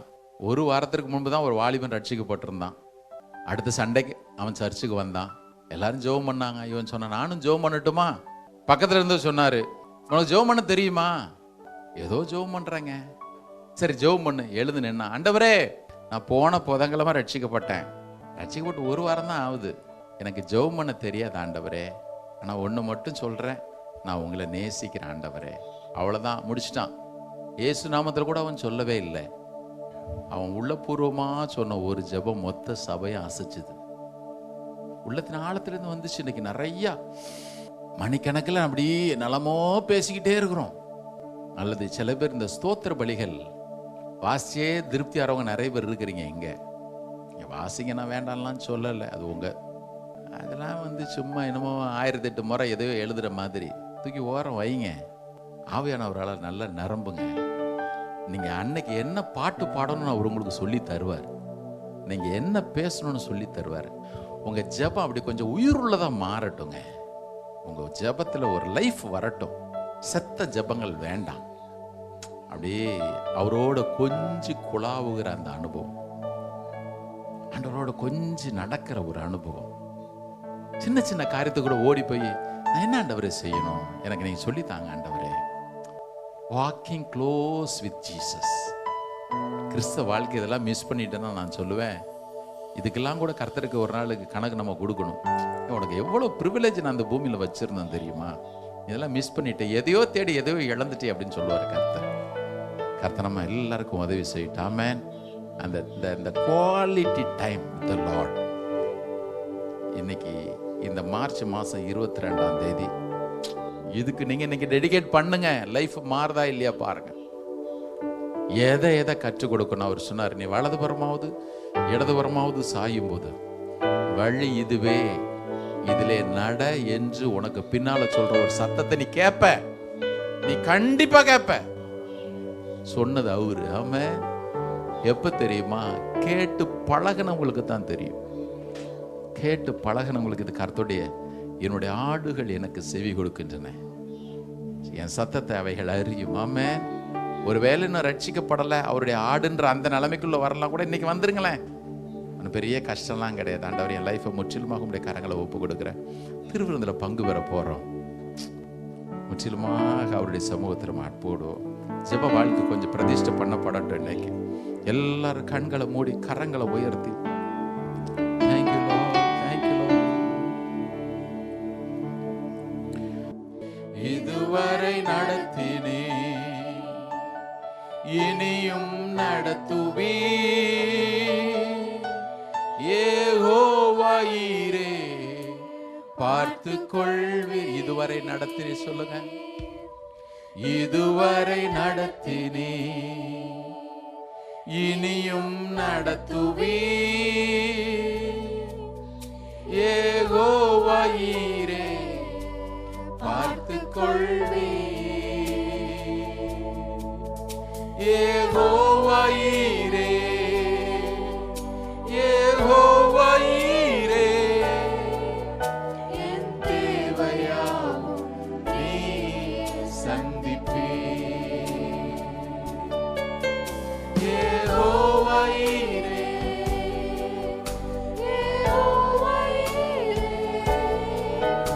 என் தேவையாவும் நீ சந்திப்பே. கடந்து வந்த பாதையை நான் பார்க்கிறேன்.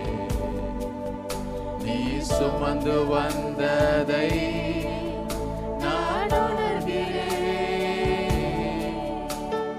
கடந்து வந்த பாதையை நான் பார்க்கிறேன். நீ சுமந்து வந்ததை நான் உணர்கிறேன். என் தந்தை நீரே, என் தந்தை நீரே,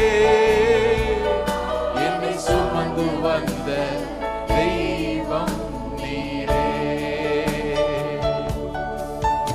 என் தந்தை நீரே, என் தந்தை நீரே,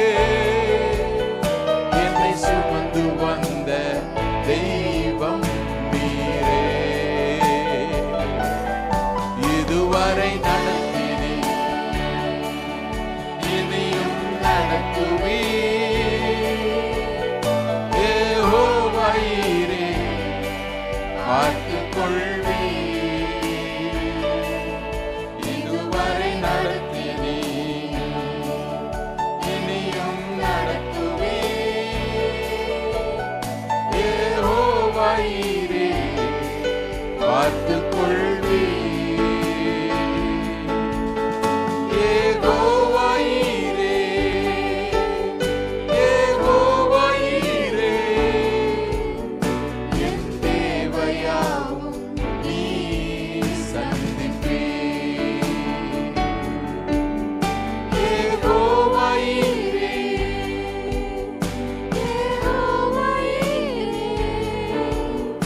என் தேவையாவும் நீ சந்திப்பே.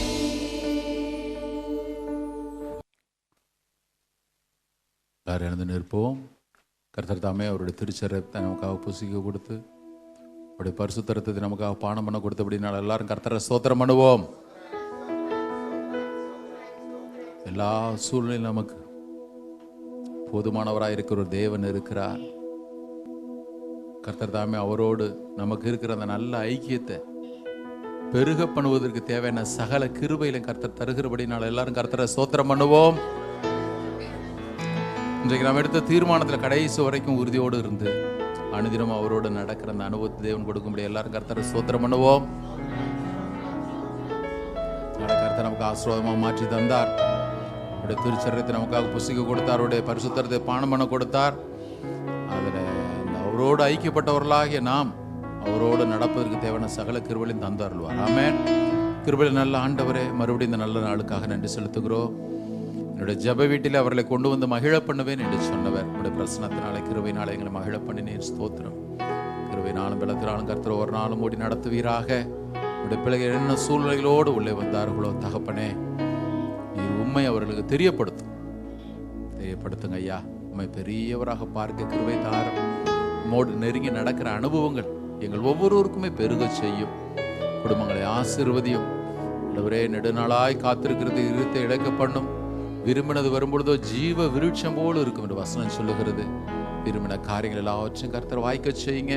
உங்களுடைய நாமத்திற்கு மகிமை வர பண்ணாங்க ஐயா. இந்த வாரம் முழுவதும் கர்த்தருடைய ரத்த கோட்டைகள் அவர்கள் வைத்துக் கொள்வீராக. துதி கன மகிமையெல்லாம் ஒருவருக்கு எடுக்கிறோம். மீட்பர் இயேசு நாமத்தில் எங்களை தாழ்த்து ஜெபிக்கிற நல்ல பிதாவே, ஆமாம், எல்லாரும் சொல்லுவோமா? என் ஆத்மாவே கர்த்தரை ஸ்தோத்திரி, என் முழுவதும் என் பரிசுத்த நாமத்தை ஸ்தோத்திரி, என் ஆத்மாவே கர்த்தரை ஸ்தோத்திரி, கர்த்தர் செய்த சகல உபகாரங்கள் மறவாது. ஆமாம், நம்முடைய கர்த்தராகிய இயேசு கிறிஸ்துவினுடைய கிருபை, பிதாவாகிய தேவனுடைய அன்பும் பரிசுத்த ஆவியின் ஐக்கியமும் நம்ம ஒவ்வொருவரோடும் சகல பரிசுத்தவான்களோடும் கர்த்தருடைய வருகை மட்டும் இருப்பதாக. ஆமாம், கர்த்தர் உங்களை ஆசீர்வதித்து உங்களை காக்க கடவர். கர்த்தர் தமது முகத்தை உங்கள் மேல் பிரகாசிக்க விட உங்கள் மேல் கிருபை இறக்க கடவர். கர்த்தர் தம்முடைய முகத்தை உங்கள் மேல் பிரசன்னமாக்கி சமாதானத்தை மகிழ்ச்சியும் கிருபையிலும் கட்டளையிடுவாராக.